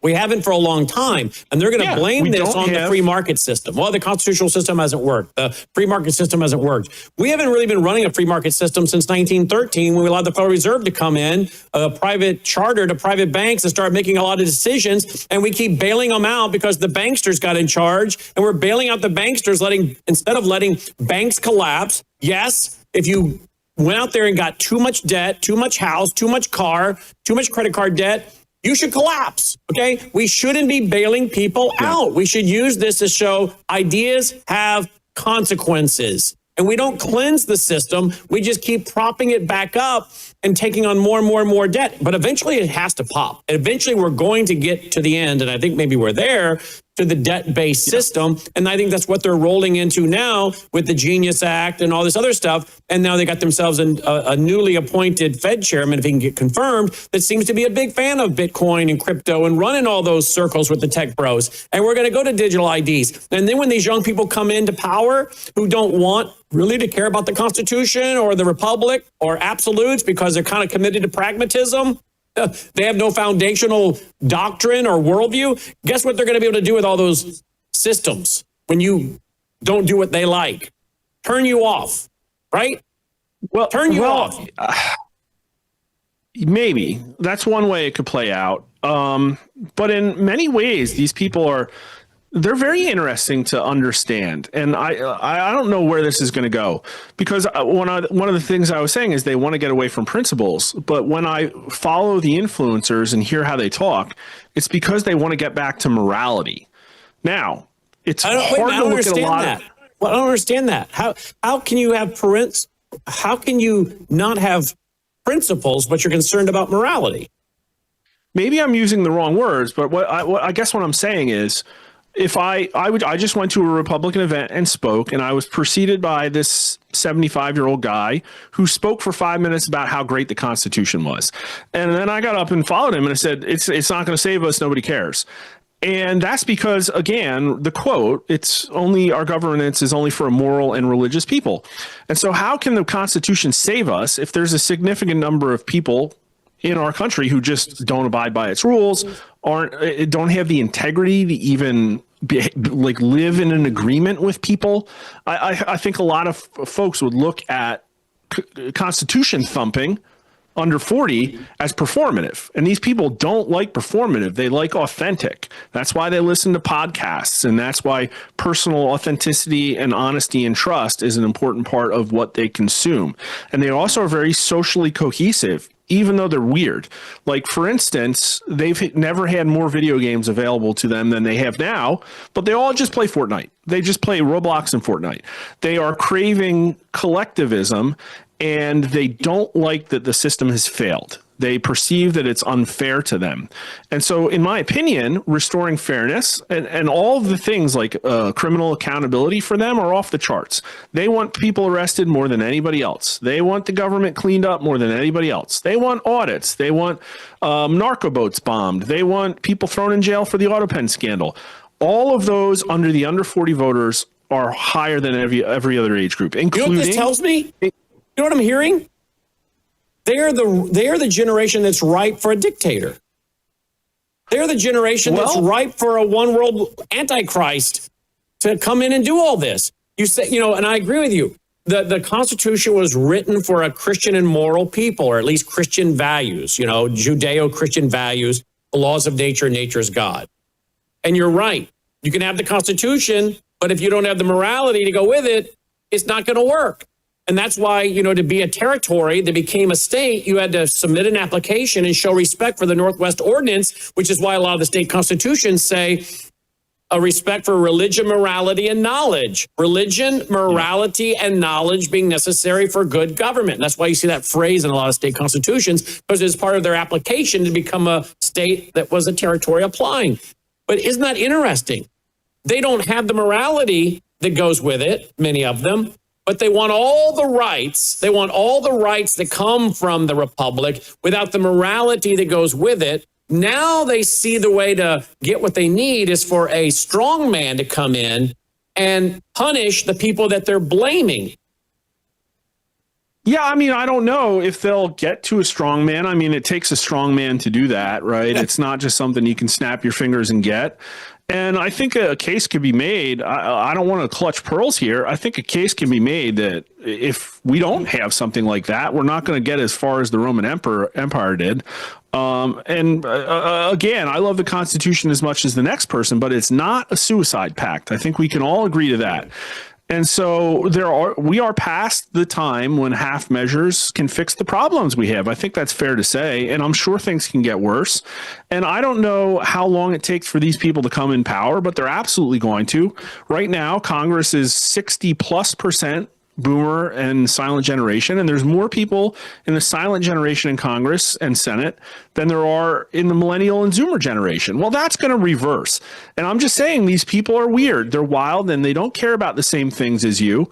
And they don't want to be preached at or moralized because they think that anybody that is part of the system that preceded them has failed them by having false morals. Okay, and but wait a minute. Can I play devil's advocate? Now, I'm not disagreeing with you because you're the one that tracks these polls and talks to them, and you seem to have a finger on the pulse of their worldview and their ideas and their beliefs. So I'm not discounting that. That's why I love interviewing you. But I would have to say that you stated something, and I agree with you. A lot of them are spending a lot of time on social media, doom scrolling. I'd love for you to do a poll. Sure. Okay, maybe you could do a poll on a couple things. How many hours a week are they playing Fortnite? What's the other game? Oh, Roblox and, so how many hours a week? Can you do a poll? Can you do a poll showing how many hours a week they play those games, number one? Number two, how many hours a week do they spend on their devices doom scrolling? How many hours a week do they spend watching Netflix and Prime and all these things, right? I want to know how much time they spend sitting versus how many hours of the day do they spend working, okay? Now, look, I started a commercial cleaning company pretty quick right out of high school. And I'm not bragging, but I was cutting grass when I was in junior high to high school, cutting 20 lawns a week plus, making $800 in the late 80s, making $800 to $1,000 on a Saturday, dethatching and aerating lawns, right? I worked like a dog, physical labor, and I enjoyed it. I loved it. I've always loved to work. My mother taught me work ethic, had me doing chores around the house from a very young age. I think that's very, very important, by the way. How many of these kids were required to do chores growing up. Every week, there's studies being done on kids that are required to do chores every day. Okay? No, they were given the... You're not going to win this argument, Brandon. I know I'm not, And but here's what why. I'm saying is they were given the everybody gets a trophy. Everybody gets a prize, right? Well, if they're complaining about the economy, why do they have so much time to play video games? Why are they not out there waiting tables? I always say to people, go start a commercial cleaning company. It barely takes any money to get one going. I didn't have any when I started mine. You go in and clean doctors' offices. How dirty can that be? I was cleaning doctors' offices. I was cleaning office buildings. I was cleaning model homes. And they're going to check out and they're not going to vote. Do you know how much money these people make waiting tables? Yeah, but here's what they're gonna tell you. Well, your generation told me to get a college degree. I didn't. I didn't go to college. My point is that anybody that's part of the past system, they're just not going to listen to you. You're going to say, well, you know, the Constitution and work harder, and they're going to say, well, yeah, but you didn't have to compete with 30 million illegal aliens, and I do. And you know what? You might be right, but they're also right, and they're the ones that you have to get them to show up at the ballot box. So preaching at them is not going to, you know, even if you have a point, it's not going to work because your answer. This is how you win a Republican vote. Your party position is, sorry, young people, we realize that we're preaching a set of values that has failed. We weren't able to use the Constitution to keep 30 million illegal aliens out, and we were captured by corporate interests and sent all your jobs overseas, and none of the elected leaders can actually be held accountable for any type of malfeasance. And yes, your future was stolen by taxpayer waste, fraud, and abuse. And no, we aren't able to crack down on that. But you need to vote for us because our platform is you have to work harder. Come vote Republican. It's not going to work. No, I agree. I understand. I understand that's probably not going to work with them. And I understand that they have been born into a system where the game has largely been rigged with inflation, stealing their, you know, the theft of hard work. But I did not go to college. I started college and I was getting a degree, starting out with a degree in business. And I asked the business professor, what business have you run in front of the whole class? The moron hadn't run one company. I was running a very successful commercial cleaning company at that point. And I thought, you know what? This is the stupidest thing in the world. You're coming in here and teaching this class on business. You've never even run one. You're a moron. I got up and walked out, quit. All right. And I'm not bragging. The Lord's been good to us, but we have built a very large organization here, media company, and that doesn't even count the other businesses that I built. And I didn't do it with a college degree. So any of those people that, you know, those young people that want to complain, I didn't go to college. I thought it was stupid. I thought it was a stupid decision unless you wanted to be an accountant or an attorney or a doctor. You were a contrarian and you did very well. And you're an outlier. And you can't build a platform on, hey, follow us, vote for us. And you can be an outlier, too. I'm just saying, from a political perspective, there's no defense to these people. If I could distill it down, I would say that these younger generations objectively did not build the system that they inherited. They did not build this system. And they rightly think that there are perverse parts of it that have failed them. They are 100% right. And they're looking at the two-party solution. And right now, the Democrat solution is, well, we're just going to raid the Treasury and you're going to get stuff. And it's going to come from people who have had a better situation than you. And that seems pretty appealing. And then the people on the right, their solution is, I don't even know you exist. Oh, you have problems? Work harder? Like, that's their solution. Or it's like, well, these values that have failed us are going to continue to be our guiding principles. So again, I would go back to let's find any Republican legislator that can paint an actual non-laughable vision of the future where somehow Republicans on traditional conservatism actually gain a governing majority, actually are able to govern without being beholden to special interests, and actually somehow fix the core problems of our country. And Trump was supposed to be that guy. And now the worry is that if Trump's not, then either it's going to pop off and we're going to have the bugaloo, or the Democrats are going to plunder the Treasury. And they will. And Trump's, again, his answer to the housing prices are a crisis. But the reason that they weren't the number one issue for Zoomers and millennials is because if I can project on them, I think that they think the federal government is the crisis, right? And so they have sort of a bigger Maslow's hierarchy of needs problem. And you could say, oh, they could start a business. These people, it's like it's more than their rent to even get private health insurance. And so they can't even leave their families' houses. Like they can't actually, like the core needs. You know, you can't wait tables and build a young family and get health insurance and have cars. And like it's just not possible unless you literally move out to like freaking fentanyl infested rural, shanty towns. And that's what the Republican answer is.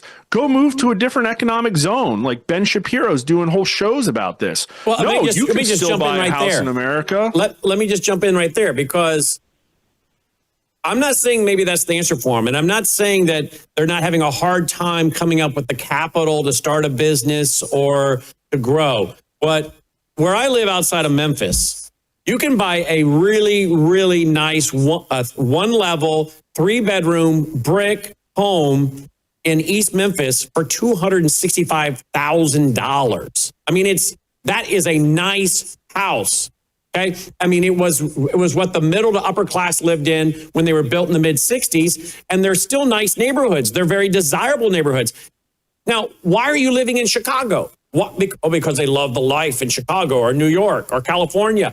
I know, but sometimes you got to go where there's going to be opportunity for you. And you can come here. Memphis area was rated one of the best places to live for not only making a living, but saving money, because our cost of living is so cheap. I don't know what a house costs where you live, but I bet you it's pretty doggone high.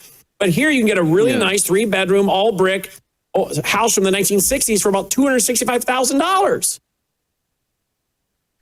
Well, I will tell you that there are very few, if any, affordable houses in my home state of New Jersey right now. What's the average price, you think? What's the average price for you in that area? Oh, it's got to be well north of the median national number of $407,000. So 265, that's a pretty good number. We're talking in 5, 6, or 7s, but I'm saying it's like, okay, well, we all looked at New Jersey, right? And we said, wow, isn't that great? Trump almost won it. He was only down 5 points, right? And then Chitterelli got completely blown out. It was a complete walloping, and the young people didn't turn out for him. And look at that. The house prices are also super high in New Jersey. And oh, look at that. Yeah, democratic socialism is pretty popular among the young people in New Jersey as well, which is essentially a satellite of New York that just elected Mamdani, who's a freaking open communist. So yeah, if these people's needs aren't met, their default position is going to be basically to fix the system. They just want to fix the system. And so if the Republicans don't have an answer, the Democrats got one.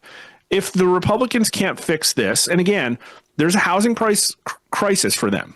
We do objectively have a market displacement. There is a bubble in housing when you look at historical trends, okay? Trump just said we're going to keep the bubble inflated. That's their solution to housing. The Democrat solution to housing is going to be a $10 trillion house price bill, a house crisis bill. And it's probably going to sail through on bipartisan wings because of the home builder big business lobby that has purchased a bunch of Republican senators, probably, I'm just guessing. And they'll raid the Treasury, and it'll probably destroy the Republic, but it will get something for these young people. They will have their problem addressed, and they don't really care. Again, they think conservatism is under 40 conservatives want to put an AI in charge by a strong majority. That's how upset they are with the system. So these people who are supposed to be passing out the pocket constitutions and going to turning point events, 55 to 40, under 40 conservatives literally want to put an AI in charge of legislation in the federal government. Wait, can you say that again? Can you say that part again? The under 40 conservative voter. We asked a question. It's a pretty lengthy question, but it basically says something to the effect of people are frustrated by the state of governance in the United States and how legislation is not being passed. Well, meanwhile, AI is advancing rapidly. Would you support or oppose putting an advanced AI in charge of legislative decisions, most legislative decisions in the United States of America? And I think it was approved of by a plurality. But the under 40 conservative, again, people who are supposed to believe in individual agency, right? And like actually like federalism and all of these things, right? They're like, yes, 55 to 40%, we should put an AI in charge. And the under 40 liberal was like, no, let's not do that. That's not good. So I got to stop you there again. The so-called conservative young person was more in favor of that than the liberal. Oh, by like 40 or 50 net points. It was a huge difference. And what do you contribute that to? Frustration with a failed system. But aren't the liberals frustrated? Aren't the liberals of that same age frustrated? They're kind of winning. You know what I mean? Like your average under 40 liberal cares about emotions and gay people and healing the world and your under 40 normie or independent or somebody that doesn't care about the party system is basically that, like burned out soy jack person who's just like the whole system has failed. And so of course I'm going to play video games. You know what I mean? It's like, but this tells me again, what Patrick Wood and I have been talking about. We've been talking for months, that eventually people are going to say these politicians, they're all crooked, they're all corrupt, they're all in the take for the most part. Yeah. Turn it over to AI. And isn't that what Curtis Yarvin and a lot of these tech bros are talking about? Well, yeah, that's a danger. And also they will go into the arms of UBI the second that any AI threatens a significant portion of jobs in America. These are like, again, this is like the default path forward is that late stage capitalism is going to concentrate power into a plutocracy, which I think we can all agree is happening right now. And that the legislature is going to be increasingly less effective, 100%. And that maybe more power goes to the executive branch, definitely happens under the Democrat control, right? And that, it's enabled to fix the core fundamental existential problems that we face, which is a decaying rule of law, institutional rot, increasing levels of waste, fraud, and abuse, and a debt burden that is strangling us. And, oh, by the way, a failure of our moral core, which is the church in America. So all of these things are failing, and the Republicans have no answer, and the Democrats' answer is, well, think about, just join a different religion. We have this great religion for you. You can moralize about being superior to other people by saving victims everywhere. And so, yeah, like eventually things are going to break, and the Democrats are going to be like, oh, we don't have enough jobs for you? Okay, well, here's UBI. Then we're just going to print a bunch of stuff, and then, the world's going to ignite into some conflagration, and it's going to clear the decks. So are we still headed for a civil war? Well, I don't know. I think about this a lot, and Tim Pool talks about civil war a lot. And I was back on his show a year ago, and we talked about what this would look like. And I thought that my case for how it played out was much different than his and accurate and correct. So the civil war risk in America, last time we asked, was 43% of people thought it was likely a civil war or revolution would happen in the next couple of years. And what was interesting is we asked that question of Christians, and under 40 Christians thought it was very likely. 50, it was like high 50s to some number in the 30s, right? So that's kind of interesting too. You know what I mean? It's like these people are the people under 40 who are going to church are like, yeah, I know what time it is. Like things are getting dark and might be called upon for drastic action, right? And what I said to him is that we're set up for a civil war now. And I think it's kind of fair to say that we're in a cold civil war. And so what happens is when the Republicans have control of the federal government and you have a leftist radical movement that has to resist Trump, what they will do is basically resist him at the state level and create some constitutional crisis between states and the Fed. And I predicted a very good example might be, look at my governor, Phil Murphy, who at the time was flaunting to the country that he harbors a legal alien worker. And I thought, well, ICE should just roll him up. They'll send the feds and arrest Phil Murphy for harboring a legal alien. It's against the law, and he should go to jail. And then what happens if he says, well, I'm just going to call my state troopers, and they're going to keep, and so all of a sudden you have a state versus federal, debate over what happens. Now, we had that until Trump, again, I think stepped on his you-know-what in Minnesota, we had a situation where you have a governor who was referred by an elected representative to the Department of Justice for a criminal proceeding. Like, they did that. Tim Walz, literally, they sent a criminal referral to the Department of Justice for his arrest, right? Over a significant amount of implications in the waste and fraud that's going on in Somalia, the Somalian community up there, right? And he got put in a situation where Trump, for whatever reason, sent ICE in, which was the bad call. He did an ICE surge, and it changed the optics of what was going on there. It made it not about fraud. It made it about the protests. But he was incentivized essentially to resist the federal government, and he talked about bringing in the National Guard to get ICE out. These are like Fort Sumter-y kind of things that one could do. It's like, okay, well, you have a state that decides it wants to be a sanctuary state, but those are federal laws, and the feds come in, and then the state calls up forces to oppose them. That is a civil war. That is a civil war. And then the problem is that Trump, okay, he's like, all right, well, I guess we'll negotiate with terrorists now, and we'll talk to Mayor Frey, and then Mayor Frey will use that as negative optics against me and blah, blah, blah. Like, I just don't think Trump has the wherewithal to go about this the right way. And you look at a lot of these under 40 influencers, and I've seen them, some of them socialist. You have this range of like, okay, there are the far out on the left Marxist TDS people, and there's pro-Islamic people, but then there's these people who are like only quasi-socialist, but they might be actually, socially conservative, all the way up to like Nick Fuentes, right? And this whole bracket of people looks at the ICE protests and says, why the hell hasn't the iron fist of justice come down on these people? Why can't we squash this rebellion? And why can't we launch Ilhan Omar out of a cannon back to her home country of Somalia? And they're right. And Trump's not that guy. He's not doing it. He's negotiating with them. He's going to cut a deal. He's not that guy.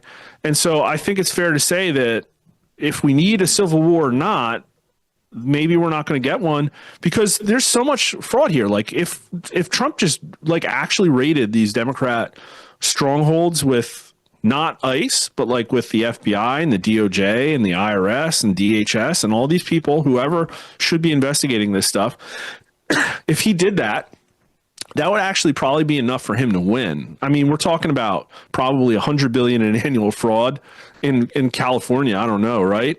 And it's like you're like Gavin Newsom's a front runner for 2028, and he's sitting on a house of cards of like federal fraud, and you're not using it. Like what? Like why? When you ran on cutting the federal government, and this is the easiest way to cut the federal government is just to arrest these criminals. Like, why are you not doing that? And so there's probably a moral case to be made that the federal government should be doing Lincoln type stuff, bashing heads, like playing fast and loose to get this stuff fixed.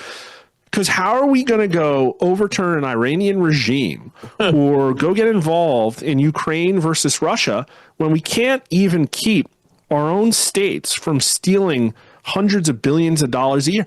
Bessent said $600 billion a year. You don't even need Doge. You just need to arrest 10,000 people. That's all you have to do. It's the easiest thing. And so if Trump's not that guy, and again, I'm not calling for a dictator. I'm just calling for like brass balls. Like that's all this is, right? And it looks like, again, you said it, he's in a legacy building phase. I think he's not fighting anymore. He's fighting to have already won. He wants you've to got declare Kushner, who didn't he get bailed out by Qatar in his building? And then you got Steve Witkoff. Didn't he have a relationship with Qatar? So to me, from what I've seen, what I've read, you got a lot of people that are doing what politicians always do. They're doing what's in their own best interest or the best interest of their friends and lobbyists and moneyed people. I want to switch real quick before you want to say something about that? Yeah, Qatar's not the only boogeyman for sure. I mean, they might be up there. I don't think they're in the top 10. But like, yeah, lots of people in Trump's administration who are former lobbyists for companies who are now doing okay and don't look like they're going to get investigated. Lots of people who are actually like lobbying for foreign nations right now, like multiple foreign nations. And it's quite clear that this Trump administration, for whatever reason, is a lot more sensitive to the needs of major donors than the prior Trump. He's got a library to build eventually, right? He's got a library to build eventually. Good luck in enjoying it from jail. Like, they're going to arrest this guy if they can, right?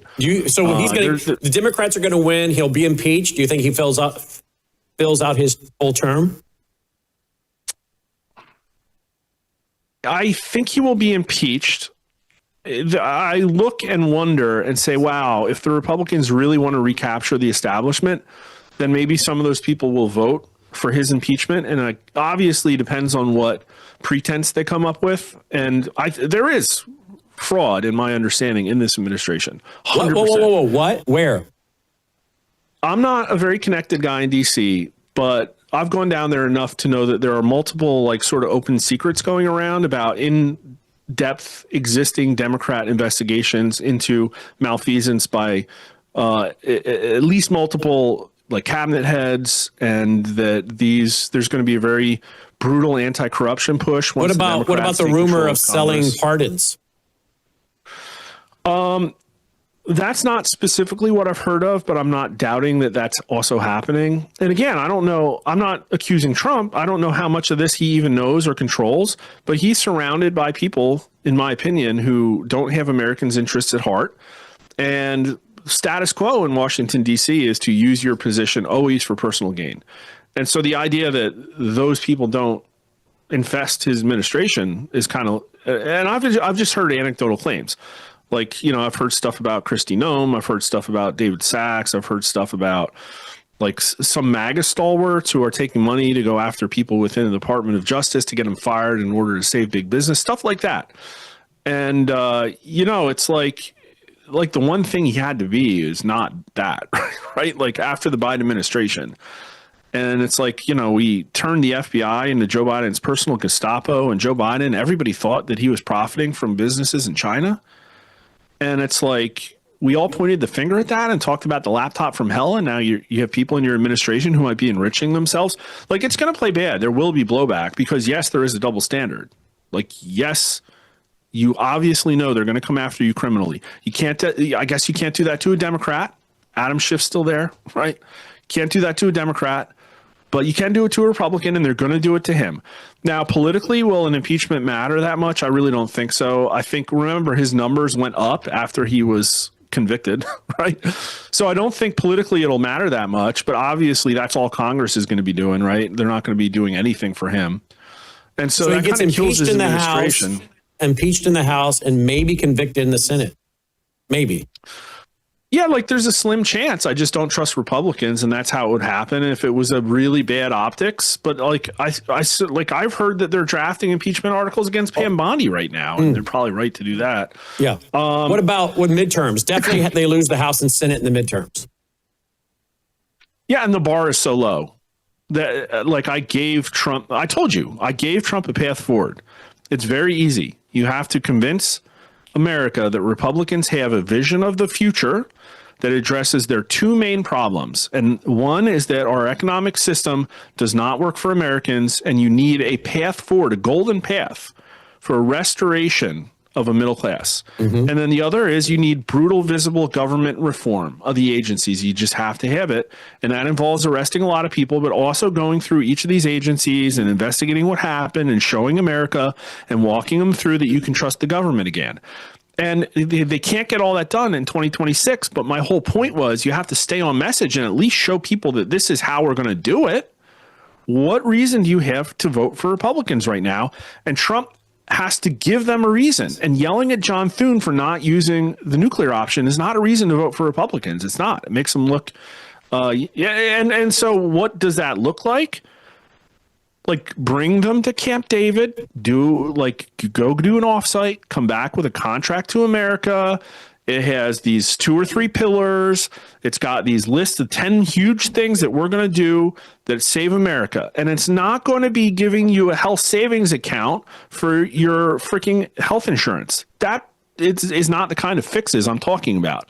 I'm talking about we're going to do X, Y, Z to end regulatory capture, right? Like these kind of things. We're going to realign pricing incentives within healthcare to address our health insurance problem, like deep fundamental fixes. And obviously, you're not going to be able to do that all. But if you get two of them shoved into reconciliation and say, we're going to get the rest if you keep electing us, that's the only way, in my opinion. And the Republicans just are literally incapable of that level of simple strategic thinking. This is the kind of thing. It's like, if my kid has to get his Eagle Scout done, right? He's going to sit down and just like sort of lay out a simple plan and put together some, some document about how it's going to look like and who's going to do what. Right? I don't think anything like this exists. I don't think they even. So basically, a contract with America, which you and I have been talking about for months, and they haven't done it. So here in closing, okay, the political campaign and the political pitch they need to make to get the young people to go out in numbers and vote for the GOP so they can win. I got that. But let's close with this. On a personal level, okay? I'm not talking about all the other kids we got to convince to get out of the basement and quit playing games. This is still America, okay? As a dad, as a father, clearly, tell me what you're telling your kids, because if my kids were young still, I'd be telling them the same thing. It's hard. It's super hard. That's why success is not prolific.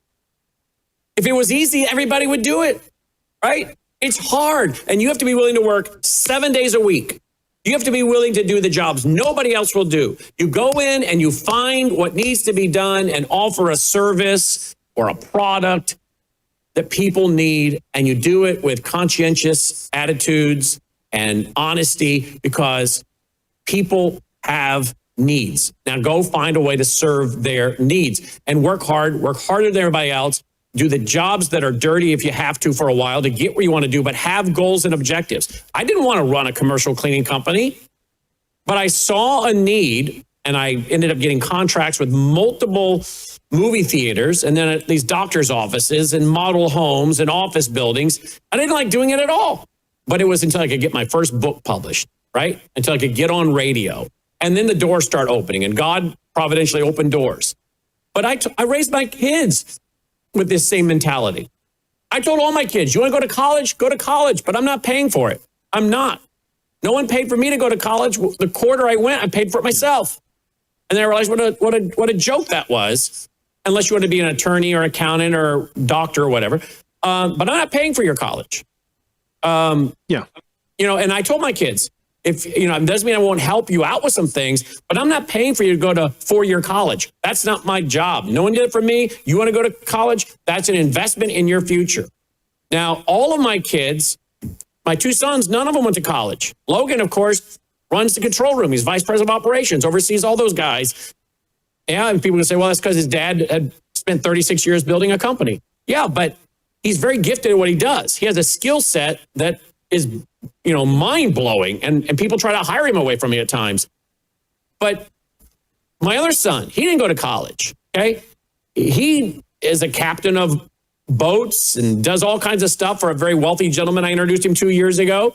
But that's a service, okay? What I'm saying is to my young people, my kids, I taught them early, you probably want to be self-employed or work in the family organization, and when it grows and expands, or otherwise go X, Y, and Z. My one kid, he runs 2 or 3 different things. I mean, he's like crazy the stuff he's doing on the side, right? The opportunities that he has when it comes to catering to middle to upper class guys that like watches. He's built a whole side business acquiring watches, high-end watches for these people. I don't know how he meets these people. He meets them because of where he lives, which is a people very wealthy area he lives in down in Florida. But he also got into a social network online, and these people come to him to go find the kind of watch they want. And he built a side business, right? So what I'm saying is, I taught my kids the need to be an entrepreneur. what are you, because your kid's a lot younger than mine. What are you saying to your kids, knowing all you know? What are you, because I want to try to give, what I'm trying to do here, Mark, is give some hope to the parents and grandparents that are watching who say, okay, I understand the political campaigns that have to be built, but based on all the knowledge you have, what are you telling your own kids so I can go do the same thing for my children and grandchildren? Well, so I'm still relatively bullish on their future, but not because I think that we live in a country that is offering them an optimistic future. But it's like, I would also say that we're outliers. And so, again, mine are young, and my oldest is 13, and we haven't really had a lot of these conversations yet.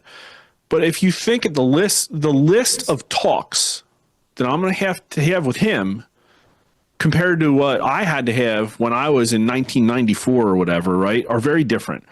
And so I have to have the racism talk with my kid. And it's not like, oh, you need to be sensitive to Black Americans because there's systemic racism. It's like, no, you're a white male and the system hates you and they want to replace you and everybody's going to step on your throat. And that's a fact. And I believe in honesty.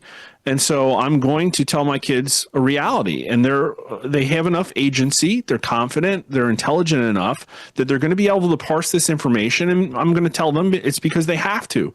They're entering an era where it's tougher to survive. It just is, and they will do fine. They're intelligent. They were mostly homeschooled. They're at the top of their classes. They read a lot. They are adaptable people, and they'll do fine. But there has to be the talk about the racism. There has to be the talk that, yeah, you probably don't want to go into corporate America because they're just going to look to downsize you as soon as they can and move your job to India. That you have to be very careful picking a female mate because most of them are going to be on SSRIs and they watch TikTok and they will be toxic, and that's a problem. Like all of these talks, and then they'll divorce you and take half of what you got that you worked for. 100%. And the whole system is stacked against you, again, because everybody hates white males. Like, there's just a list of talks that they're going to have. And again, there's path forwards for these kids. My daughter wants to go into legal. She'll probably do very well. My oldest son, maybe I'll, apprentice him and he'll become the next political pollster. Like, there's path forward, but this wasn't America where, again, you pretty much just had to go to college and you'd be fine for decades. And that's not the case anymore. And the reason it's not the case is because we have a conservative movement that's failed. We have institutions that have fallen apart, and it's only going to get worse. And so, yeah, people need to prepare for probably an ugly or messy future. And is that exactly what's going to happen? I don't know, but I think we can all look at the writing on the wall and acknowledge that these lessons that I'm giving my kids that might even be a little bit different than yours. Your kids aren't that much older than mine, because I met them, is that 95% of America is ill-equipped to provide this level of teaching. And so whether I teach my kids or not, it doesn't mean that the systemic problems we have, right? Because we still have a public school system that is getting worse and worse, doesn't teach kids the right way.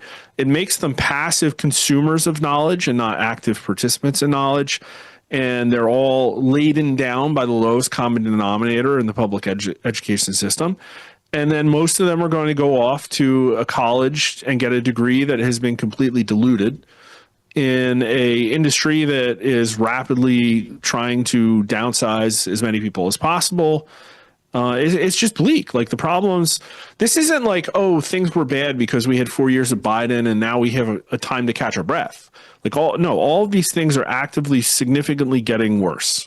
The de-churching continues at record pace, is my understanding, or it maybe is topped off.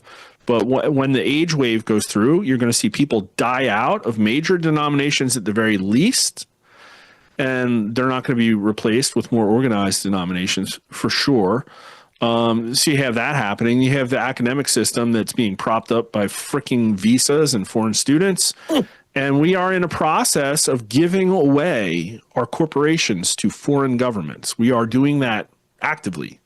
We are literally giving India de facto ownership of our entire Fortune 100 at the least. And, I just don't know where any of this stuff goes. It's, what I'm hearing in you, though, is you're a parent who's preparing your kids giving them warning, giving them advice, you're discipling your kids, and you're willing to and you're mentoring your kids, and you're willing to mentor them in an occupation, or at least help them see through maybe starting their own place in life and giving them guidance. And I think that's the key. Everybody is standing on someone's shoulders, right? Whether it's the help from a parent or a grandparent or people that open doors for you. And there are many, many people that did that for me through my life. But if they come out, and my oldest son has had a lot of doors open for him with the man that I introduced him to, who he went to work for as a captain of his boats and whatnot and personal assistant. But if you show integrity and honesty and perseverance and you do a good job, the doors start to open. There's still opportunity. And there always will be people, older people, who want to help the younger people. You know, I have people I know down in Southern Florida, and there's a lot of wealthy older people down there. And I'm told by several people I know living down there, how much the older people down there want to help the young people succeed, because they really respect the young people that are trying, because they see themselves. These are very wealthy people that see these young people trying, and they're like, that was me 50, 60 years ago, 40 years ago, and they want to help them. What I say is teach young people to be people of character and integrity and perseverance. Find a skill or a trade or something you can do as you go and move through your objectives in life, like me starting a commercial cleaning company till I get my first book published, and then get out on the road doing concerts in churches. And then the doors just started opening. But you have to get out there and start with something, put yourself out there, let your reputation and character start to open doors for you. And it's amazing between God's providence and blessing, and then the good characteristics and values that people see, that will open doors for you. That's my message. Yeah. No, I think, 100%. And again, I want to be, I don't want to doom, right? Like I'm trying to predict the future and see where the political winds of change will bring us. And we're just in a really weird spot, because if you look at the history of the country, like I think it's fair to say that our experience from like, call it 1950 to like 2000, right? Those 50 years, were economically very abundant in a way where most people in the country were very comfortable. And I think that was abnormal, because I just imagine back into like the 1770s, and you'd see like most people are probably scratching out a living on a farm, right? And then you look at the like 1880s, and people are earning 5 cents to like work in a factory for 12 hours a day, right?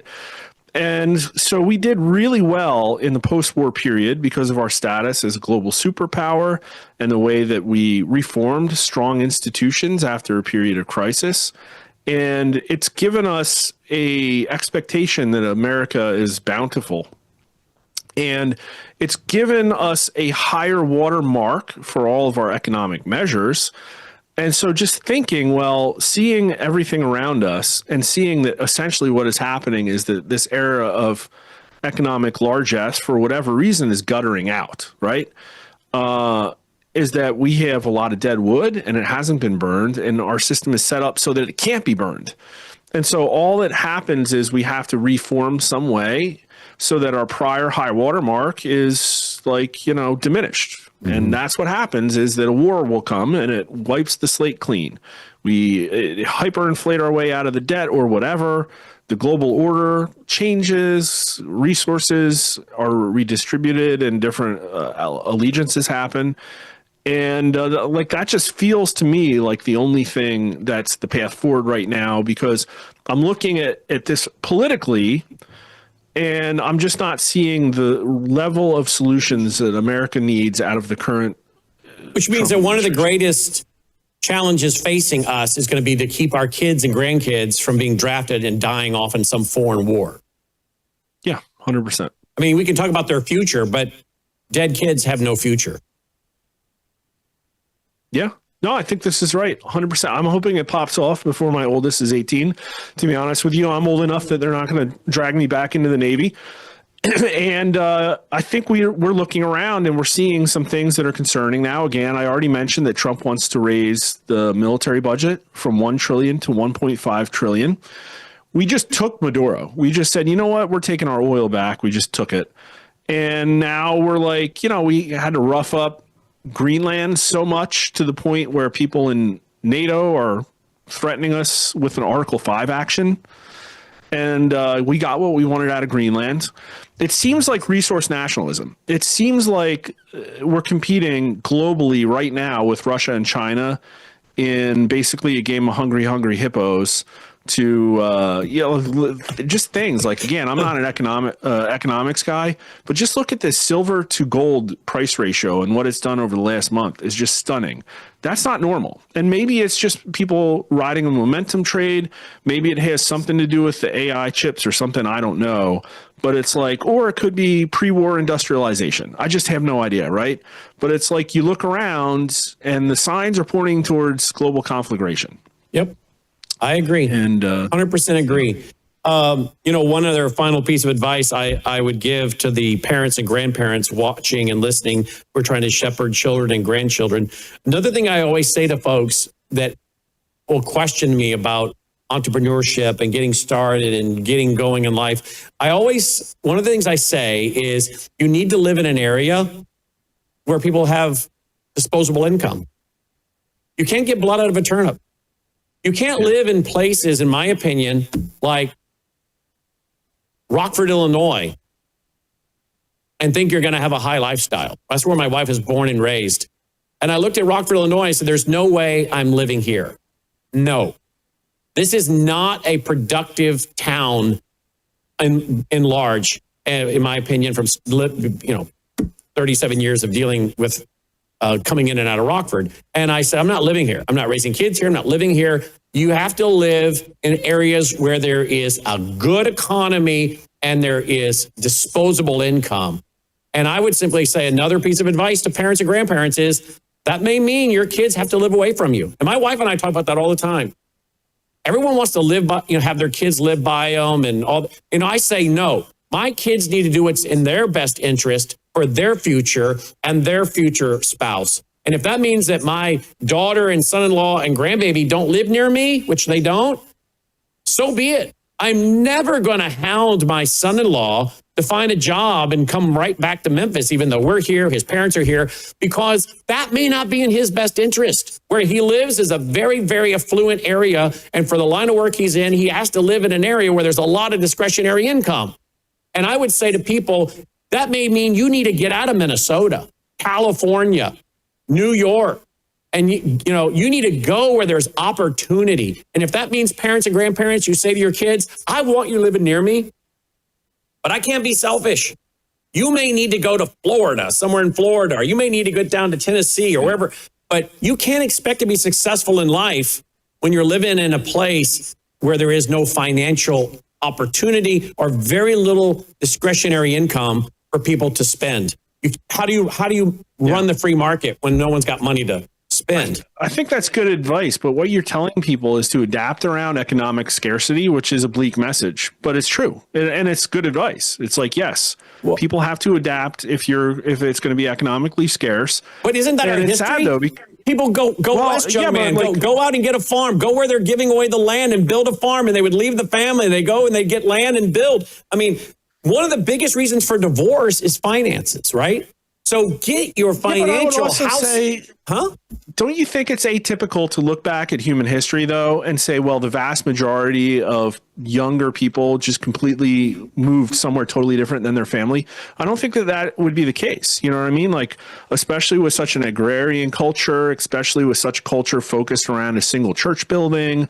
For the vast majority of Western human civilization, I think people probably did live pretty close to their families. No, I'm not saying they didn't. I'm not saying they didn't, but I'm saying at some point people had to go where there was like opportunity. And if you come here and build and you come here, we'll give you land and you can farm it. I'm just saying our country has been built on people seeing opportunity somewhere else and moving and going somewhere. Our country was built by people escaping religious persecution was, isn't it? You know what I mean? So talk about moving, right? They went across the whole ocean. But a lot of people join the military. They leave their family and they join the military because for them it's the best way to get an education or whatever it might be. And they do that. And I come back to the not trying to build your whole life around money, but your kids have got to get established so they can start a family, have children, and try their best to not have the financial stresses once they get those kids going, because so many marriages break down over things like finances, right? And then particularly if you're saying, I want to do well enough that my wife can stay at home and raise the kids. I don't want my kids raised in a daycare center. So you have to think about, the Bible mentions money an awful lot. So you have to have a biblical worldview for money and wealth and finances to have the ability to carry out the kind of life and family and marriage you want. So I'm not opposed to saying to people, sometimes you have to make the hard decision, and that means you don't live near family because you've got to go and build your own family. The Bible's very clear. To marry and leave. You don't base your whole life because your mother-in-law wants you living next to her. I'm not doing that, and the Bible's very clear. To leave and cleave. And if that means you have to live in another state, 3 or 4 or 5 states over, so be it. And I always told my son-in-law, I will never be that in-law that harangues you to come live near me so I can see my grandkids. You need to live where you can survive and thrive, because that would be the best thing for my daughter and my grandchildren. No, it's all good advice. It's just not like a political platform that is good. I mean, this is how wild it's going to get. I could leave you with this thought, is that, we talked about how Congress and the Senate are overwhelmingly boomer. And, you look at these people, the Gen Z and millennials, who think that the entire system has failed. And they're smart enough also to think that the boomer generation is hoarding wealth. And they really are. They own most of the houses. They own most of the stocks. They own a significant portion of the wealth. And if you actually look at charts of wealth by generation, Gen Z doesn't actually even physically appear on the chart. Their wealth is negative, mostly because of student loans. Their parents told them to go to college, right?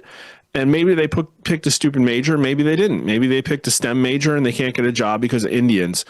But ubiquitously, I hear this across, and again, I have the polling. I have them say that, yes, the economy's unfair to old people. No, today's children will not be better off than their parents. All these numbers are horrifying.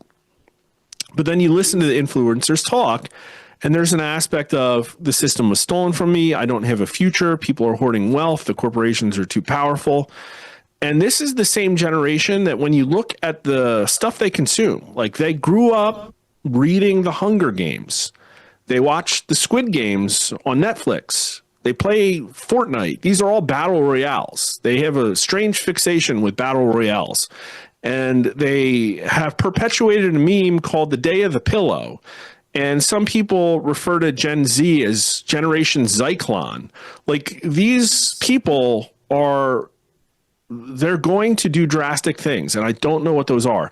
But again, the problem is that that's like great. Raise your kids great, give them good advice, but none of those are political activities that will help the Republicans change our current manifest destiny, which is that our finances are going to go like broke, our institutions are going to collapse, and Gen Z and millennials are going to do very, very drastic things when they get in office. And again, the Day of the Pillow is... What's that? What's the Day of the Pillow? Is that smothering people? So there's this copy pasta. These are terms that your people might not know, but there's a site on darker parts of the internet called 4chan. And it's a predecessor, actually, for some of the autistic young male people that formed the core of Trump's very early meme support. So these people were like... intelligent and insane folks on the internet, and they basically try to be edgy in order to entertain each other. And it's a lot of where the most funny memes come. These are the people, for instance, that would put the white page signs that said it's okay to be white on college campuses around the country. They've done a lot of big things like that a lot of people don't know about. And they were the predecessor. They were the source of basically all the Frog Pepe meme stuff. And they turned really hard right in 2015 and 16 as a backlash essentially to Gamergate, which they really hated. And this, again, is one of the reasons that Trump won, and people don't even know that. But they are on the leading edge of political thought, to be honest with you, in many ways. And they started talking very early about the boomer generation and making fun of them about how easy it was and all of the tropes, how like basically you had the pick of any beautiful woman in the world in the 60s and they gave you free sex and all you had to do was hand your like handwritten resume to the CEO and you could work all the way up to the corporate ladder and get a gold watch by just showing up at the mailroom. And, you know, you could buy a house for $5,000 on one income and not have to mortgage it. There's just all of these things, which again, some of them are tropes, but are quite honestly fair. Like some of the younger influencers, one of them said that basically the boomer generation like grew up with an aim bot. I don't know if it like does the aiming for you when you're playing a game. It's like a cheat code, and a cheat code. The boomers grew up with a cheat code. And then there's this one copy pasta about like basically a boomer in a nursing home alone, you know, their boat can't come with them. And they lived a very individualistic lifestyle. And they're being cared for essentially by an illegal immigrant nursing home worker who has absolutely no vested interest in their culture or their survival. And essentially this is what their money and individualism got them, is dying alone in a nursing home in an entire like medical system that was actually built for end of life care for boomers. Like that's why we have this massive, huge 20% GDP healthcare system. And that finally their days end with being smothered by that healthcare worker who's sick of their crap. And then that turned into essentially a meme called Day of the Pillow. And it has different definitions. There's a whole lot of lore to it.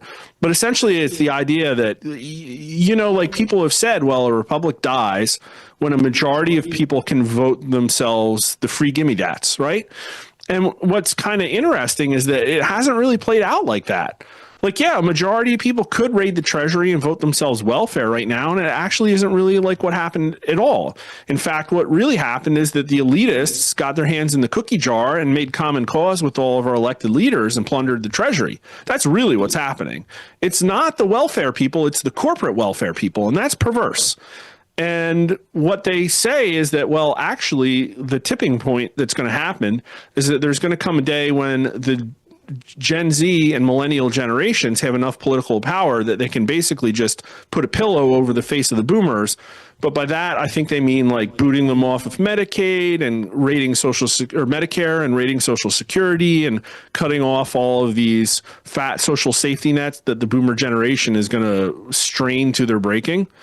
And that might happen. Like, I really don't know. That's where doctor-assisted suicide, and I'm reading more and more stories of people that are being euthanized against their will. Yeah. So this is where where you're going to sell the sudden. I mean, a lot of hospice is just euthanization. By a different name, right? you just took the words right out of my mouth. You and I didn't rehearse this, but that's exactly where I was going to say. When you go onto hospice, the morphine comes out and boom, they're gone. And of course, you're going to see more and more of this happening, and it's going to be active euthanasia in this country. And the sad thing is, what you're describing is a very nihilistic culture where life has no ultimate meaning, no real principles. And you talk about what they play, the games they play, the movies they watch, you know, the purge. And I hear young people say, wouldn't it be great if in America we could have 48 hours of the purge? And of course, it depends on what side of the fence you're on. The liberals want to do 48 hours of the purge to get rid of the conservatives. The conservatives want to do 48 hours of the purge to get rid of the liberals. You know, maybe some of the people want to do the purge to get rid of the old people and take all their money and finally get the money that they've been sitting around waiting on their parents to die, and they're not getting it. So it's a nihilistic, selfish culture. You know what really makes me sad, though? It's not selfish. I don't think that's fair. These people, remember, they're very cohesive and social. They like shared experiences. Remember, they don't go to movies, for instance, unless there's a big tentpole movie like Minecraft, and then they all go and watch it. They want an America that they lost. And they do care about these things. And they are nihilistic, but it's nihilistic humor. and rebellion. That's the difference. And so when they say, you know, like when somebody preaches to them about how you're nihilistic and you don't care for life, well, they'll say, yeah, but look at all the like illegal aliens that drive drunk and kill people, and you haven't done anything about that. So who are you to tell me that?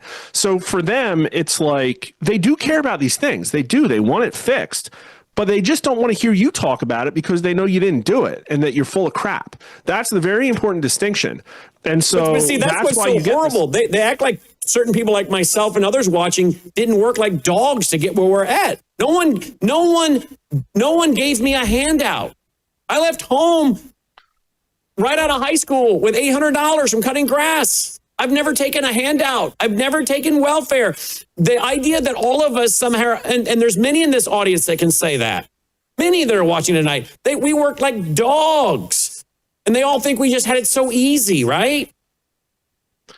I think like broadly speaking, again, like if you paint with broad brushes, the fact that the boomer generation has most of the wealth right now, like, and that anecdotally, well, no, things were objectively different. Like I can measure with polling what their under 40 unemployment rate is and how, we can look at statistics about their rates of marriage and like the skyrocketing mental health diagnosis and stuff like that. And again, you could say, oh, well, they're weak and they don't work hard. But the system that is being left behind to them was already broken. And I know that because I was on the wave. I saw it breaking.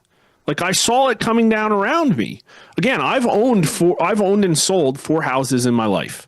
And at my current situation, it's probably the hardest to buy a house than has ever been in my life.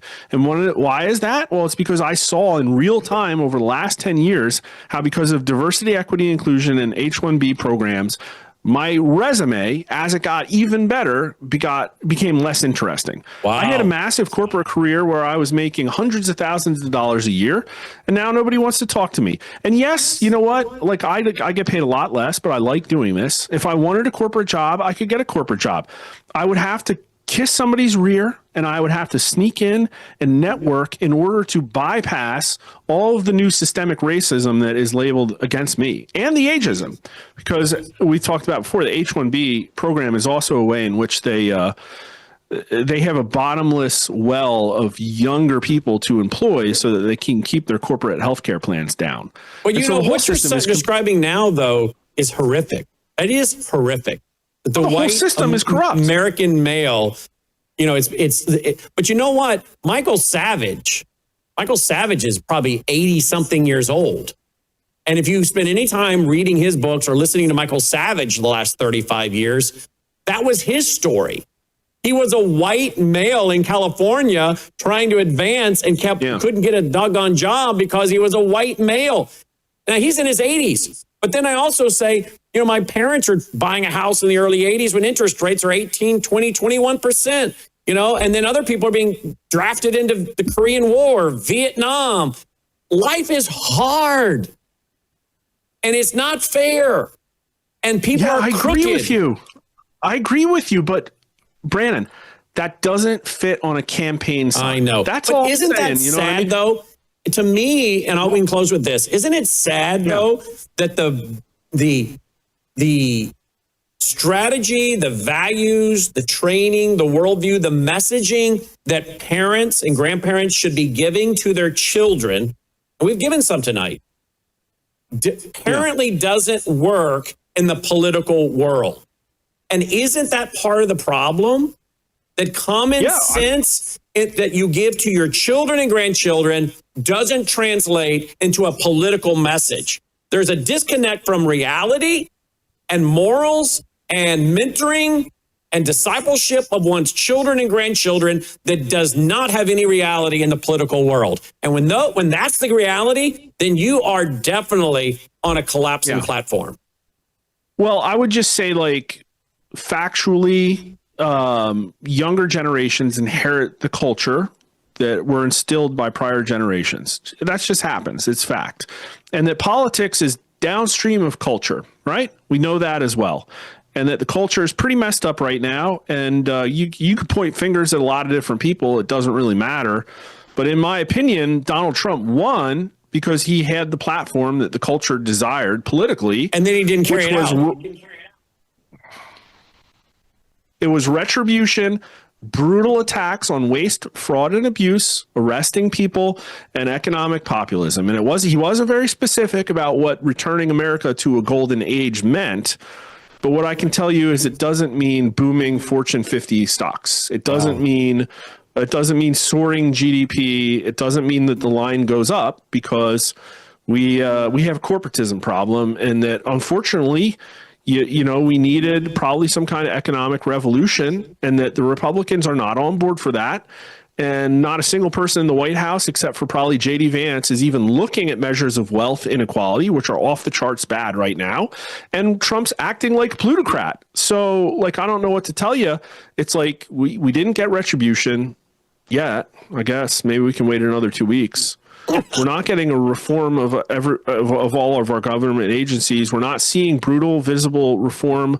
We're not seeing attacks on waste, fraud, and abuse. We're just not seeing it. And we're not even really getting the deportations that everybody thought were going to be a given.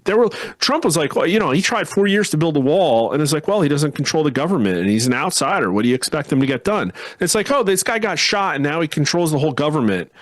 And he ran on mass deportations, and we can't even get that done. And I read you'd have to be deporting like 18,000 people a day for what's left on his term to get all the people out of here that came in during Biden.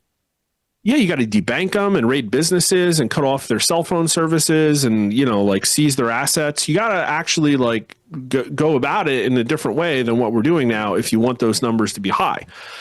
And I don't know why we haven't done some of those things. It's like maybe because this is all, in my opinion, a dog and pony show to get people to agree to give them citizenship or to go to digital ID. And so once everybody's sick and tired of watching and seeing this, they can get enough of the population to agree, let them stay unless they're criminals. We'll just all go to digital ID. I mean, Rand Paul is even already proposing that. They don't get citizenship, they don't get to vote, they don't get welfare, but they get to stay if they're been here long enough and haven't committed crimes. Well, the only way to stop them from voting and getting welfare is everybody goes to digital ID. So every time you go to apply for something, you know who they are, so you can either give it to them or not give it to them. I think the whole thing is a dog and pony show to go to what the Chamber of Commerce and everybody wants, which in that world, which is the immigrants stay and we go to digital ID. I'll say this in closing. Slave labor. Yeah, slave labor. I'll say this in closing. Can you imagine a Ronald Reagan trying to run in this day and age? Because Ronald Reagan ran on what you and I were talking about tonight. The American system is great. Free enterprise is great. Hard work pays off. American values, patriotism. We can accomplish great things because we're Americans, right? That message of Ronald Reagan apparently would flop. Would not work. And that is a sad indictment on our country.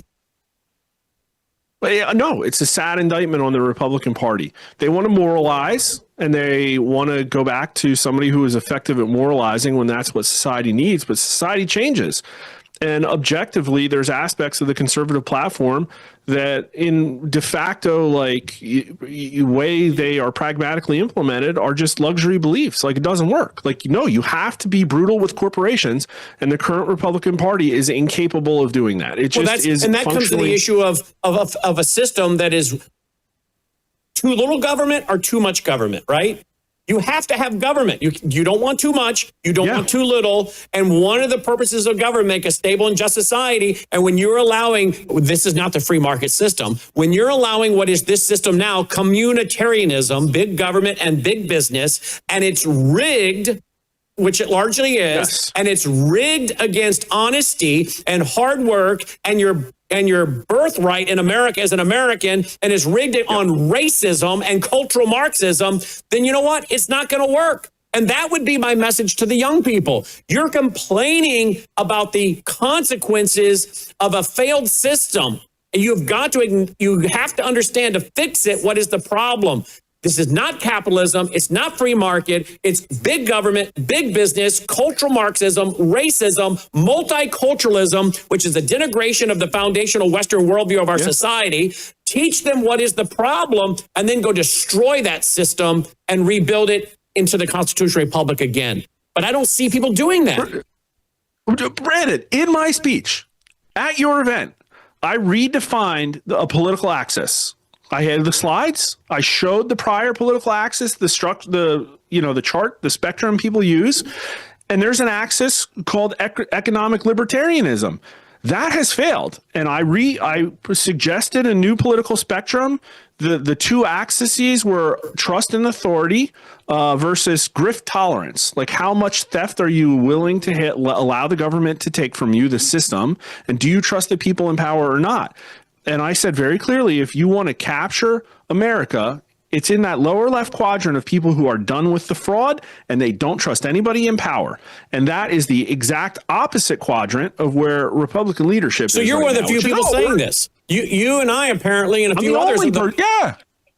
Burn it down. This is burn it down. And the Republican Party's not listening, and they're going to lose. And the end result will be, I guess, what the Uniparty wants, which is a system that comes in and makes all of us slaves and debanks us, deplatforms us, gives us an ID, shuts down free speech, and controls us, sends us our kids off to war and grandkids off to war to die, depopulation. I mean, really what we're talking about here is a system of us against them. No, here we are, Brandon. That's already the system. That is the current system. That's the thing. That's what has to get burned down. Our system is the system that is extracting everything, the future, the energy, the financial, the morals. It's extracting it all from America. It's a boot on our neck. It is Which is why the young people are running toward communism and socialism and getting recruited. Yeah, 100%. They're looking for answers for a system that they perceive to have failed them. And that's, again, one of the positive things is how quickly that the young people were able to swing from Democrat to Trump and then from Trump back to Mamdani. They'll swing back. They're just looking for something very drastic, and they're looking for an authentic solution. And they have found none with the Republican Party. Well, my fear is the strong man that's going to arise. Yeah, I mean, it just depends on the strong man. That's where we're going. Well, if the Antichrist shows up and he's performing counterfeit miracles, signs, and wonders, as the Bible says he'll do, he won't have to say, trust me. He will be able to say, I can prove to you I'm authentic. Everyone else has been a politician promising you words. I'm not a man of words. I'm a man of action.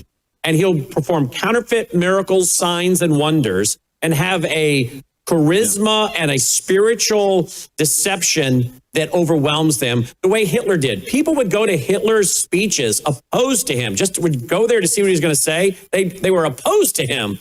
They would leave supporting him. He had some kind of demonic spiritual energy that captivated people and took them in. And the Bible clearly says that this deception is going to grow so much that even the elect would be deceived if it were possible. Boy, I'll tell you what you've told me tonight is the stage is set, frankly, whether this, in our lifetime or not, I don't know. I don't set dates, but the stage is set for a massive global spiritual strongman. And the iron is hot for being struck right now, and I don't know what it looks like. And there is a huge first mover advantage here, as we can all acknowledge. And I don't think Trump's the person. And I'm not calling for a dictator. I'm not saying that it will be a full dictator. I'm not saying that our government will be dissolved. I'm just saying that there is going to be an increasing reward for drastic action. And that could be anything. Like, I'll just throw one out there. Like, Mamdani could get elected somehow. They just ignore the rules and elect him. And he could nationalize Amazon. Like, let's just nationalize Amazon, break all the robots, employ the people. And you know what? A lot of people would be okay with that. They'd be like, wow, somebody finally changed the system in a way that has meaning. Now, you could call it communist or not, and a lot of people would, and a lot of people would not listen because somebody finally changed the system. So, like, again, I don't know. It's impossible to predict what this looks like, who's going to do it, if something pops off before then. But we're entering a period of rapid change, and it's going to have a lot of rapid change in opinions, and we're already starting to see that. Like, things are getting freaking weird. I don't know about you, but this has been a fascinating conversation, the back and forth. Have you enjoyed it as much as I have? I don't get to talk about this stuff with anyone. No, this is great. So you're telling me other hosts don't do this back and forth with you like we're doing? Well, it's all short format, a lot of it. I'll talk with John Fawcett and we'll get some good conversations out there, but we're not talking about the Antichrist or societal implosion and stuff like that, and raising our kids. And So you thought this is productive and interesting? I don't know how productive it's been, but it's interesting. I think you know what I mean? We're just well, it's interesting, but I think we have a lot of people watching tonight. We'd love for you to email us, folks. Brannon, Brannon, maybe throw it up there, Logan, Brannon at worldviewtube.com. And tell me what you think, because I think it was not only interesting, but productive, because I think we're also helping people understand, and I'm understanding more the culture of today's growing young person from your polling. I'm understanding it more. Their whole purge society, the whole idea of the purge and the pillow. I mean, I'm learning a lot, right? So I think it's been very productive, because if we want to have an influence, we have to understand the worldview climate, right? And so, yeah, I think this has been super productive, because how do you reach people if you don't understand where they're at, what arguments they're going to throw back at you, so you can be prepared to talk to them in a way where they'll actually listen to you. So I think it's been very productive. Here's my most important advice. And again, this was a great conversation. I'm going to clip the heck out of this. Tell me when it goes live. I'm going to retweet it. You have to embrace their movement if you want to influence it. That's the most important advice. And that's not what Republicans are doing, but it is what Democrats are doing. Well, we'll be putting it up tomorrow, so you can tweet it all over the place and cut it up all you want. But folks, let me know what you thought of this, and I'll forward them on to you as well, Mark. Brannon at worldviewtube.com. Here is him on X right here. Follow him, folks. At Honest Pollster, long format interview. We didn't plan to go this long tonight, folks. We really did not, but this was a fascinating conversation. One we can't have with many people, to be honest with you, because a lot of people don't have the depth to talk about so many things the way Mark does. He's always impressed me as being someone that I can talk about so much with, and his polling, it's fascinating, And and the thing is, my wife has said about you a couple of times, he is a lot different in person than he is on television. You're very mellow, down to earth, easygoing. You're not presumptuous. She was shocked at how just easygoing, calm you were, because she's like, on television, he's just so doggone smart. It's just boom, boom, boom, boom. But in person, she's like, he just sat with her, all the rest of us, and just chilled and was just a guy. So your personal persona, it was shocking to your TV persona, because you're very quiet in real life when we get together. But on TV, boy, you've got it, man.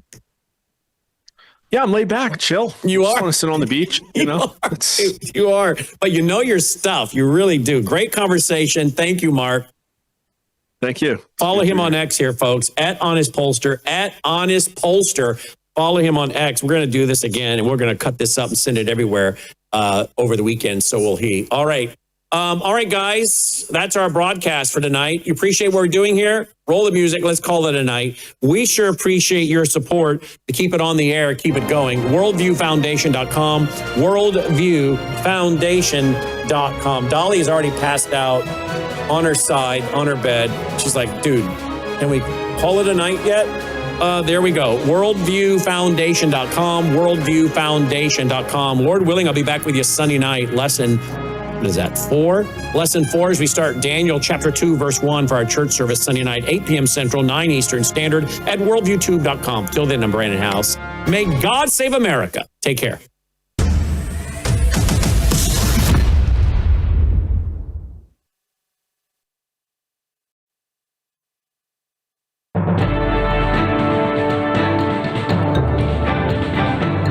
Faith, spiritual values, moral issues, government, economy, education, work, responsibility.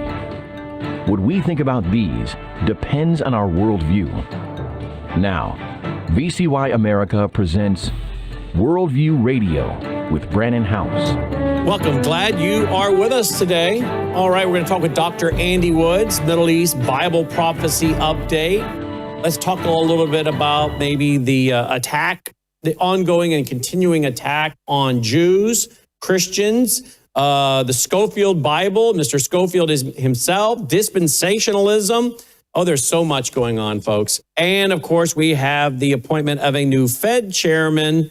Now, apparently, he's tied back to the Bilderberger Group. We'll get into that tonight with Patrick Wood. But someone is saying that his father-in-law is like the head of a major Jewish organization, global Jewish organization. Okay, here we go again. We have Gentiles, we have Jews. Yep, we have Catholics, we have Protestants, we have Hindus, we have Sikhs, Muslims. We have all kinds of people that get into government at all levels. And you got a guy tied back to a Jewish leader, and yep, cue the conspiracy tweets right on time. Let's deal with all this. Andy Woods joins us, andywoodsministries.org. Dr. Woods, welcome back to the broadcast. Thanks for dealing with us. Thanks for dealing with us. Thanks for being with us. Yeah, good to be here. Are you reading this about the Fed chair's father-in-law? I have not seen that, but, surprise, surprise. I mean, the one worlders have their hands in everything, so it doesn't surprise me. Mm-hmm. That's what people are stating. I haven't had a chance to go and research all this, but they're all claiming that his father-in-law or somebody. Yeah. Here we go. Warsh is married to Jane Lauder, billionaire heiress of the Estee Lauder. I guess it would be Jane Lauder. That's how you say that, Estee Lauder. Heiress to the Estee Lauder fortune. Her father is Ronald Lauder, Trump's close college friend. Ronald, many websites are saying, is the president of the World Jewish Congress. And so folks are making issue of this. Like I care. What does that have to do with the price of tea in China, Dr. Woods? Well, I mean, people need to get some clicks and likes and subscribes. So you got to talk about something. It's just nonstop. Here's another guy putting it out there. I won't even quote this guy because he's always saying something against the Jews. Ronald Lauder, the father-in-law of Trump's pick to run the U.S. economy at the Federal Reserve, Kevin Warsh. Lauder heads the World Jewish Congress and wants people jailed for a long time for allegedly anti-Semitism, which really means criticism of the Netanyahu tyranny. Well, this is going to get really interesting. And of course, there are some folks on Capitol Hill that are already coming out against him as the Federal Reserve chairman. He apparently is really big on the idea of cryptocurrencies and Bitcoin. So, and again, I guess President Trump has known him for a long time. And of course, President Trump wants the interest rates to come down, and he wants to see, us move more in, the tech bro route, which with the Genesis Act and others. So he's picking a guy that's clearly, I think, friendly to what Palantir and all these guys want. That I think is free and fair game to talk about. I just don't like seeing people turn every appointment into a let's go hunt down his Jewish relatives and then make a Jewish anti-Semitic rant about it. Yeah. You're talking about the Genius Act, right? Yes. What did I call it? You called it the Genesis Act. Well, there is a Genesis Act that fits in there with it, by the way. So, well, yours is more spiritual, but no, but there is a bill. There's a Genesis bill as well. Gotcha. So yeah, which we were just talking about the other day. So they all go together. But anyway, I just thought you might find all that interesting. So there you go. Well, Netanyahu running a tyranny, is that what they're talking about? Yeah, that's what we're told. How does a state about the size of New Jersey that's attacked over and over again, that's fighting for its very existence, run a tyranny? I mean, I'm not getting it. Maybe they're confused and they ought to be talking about Islam. I think they're running a tyranny. But why is Israel being accused of being tyrannical constantly? It doesn't make any sense at all. No. All right, let's go to something that we don't need to show the screen, but I'll read it, guys. This is what one of our viewers or listeners, I'm not sure where he comes from, has sent me. I'd like to discuss this topic with you since you're teaching the book of Daniel.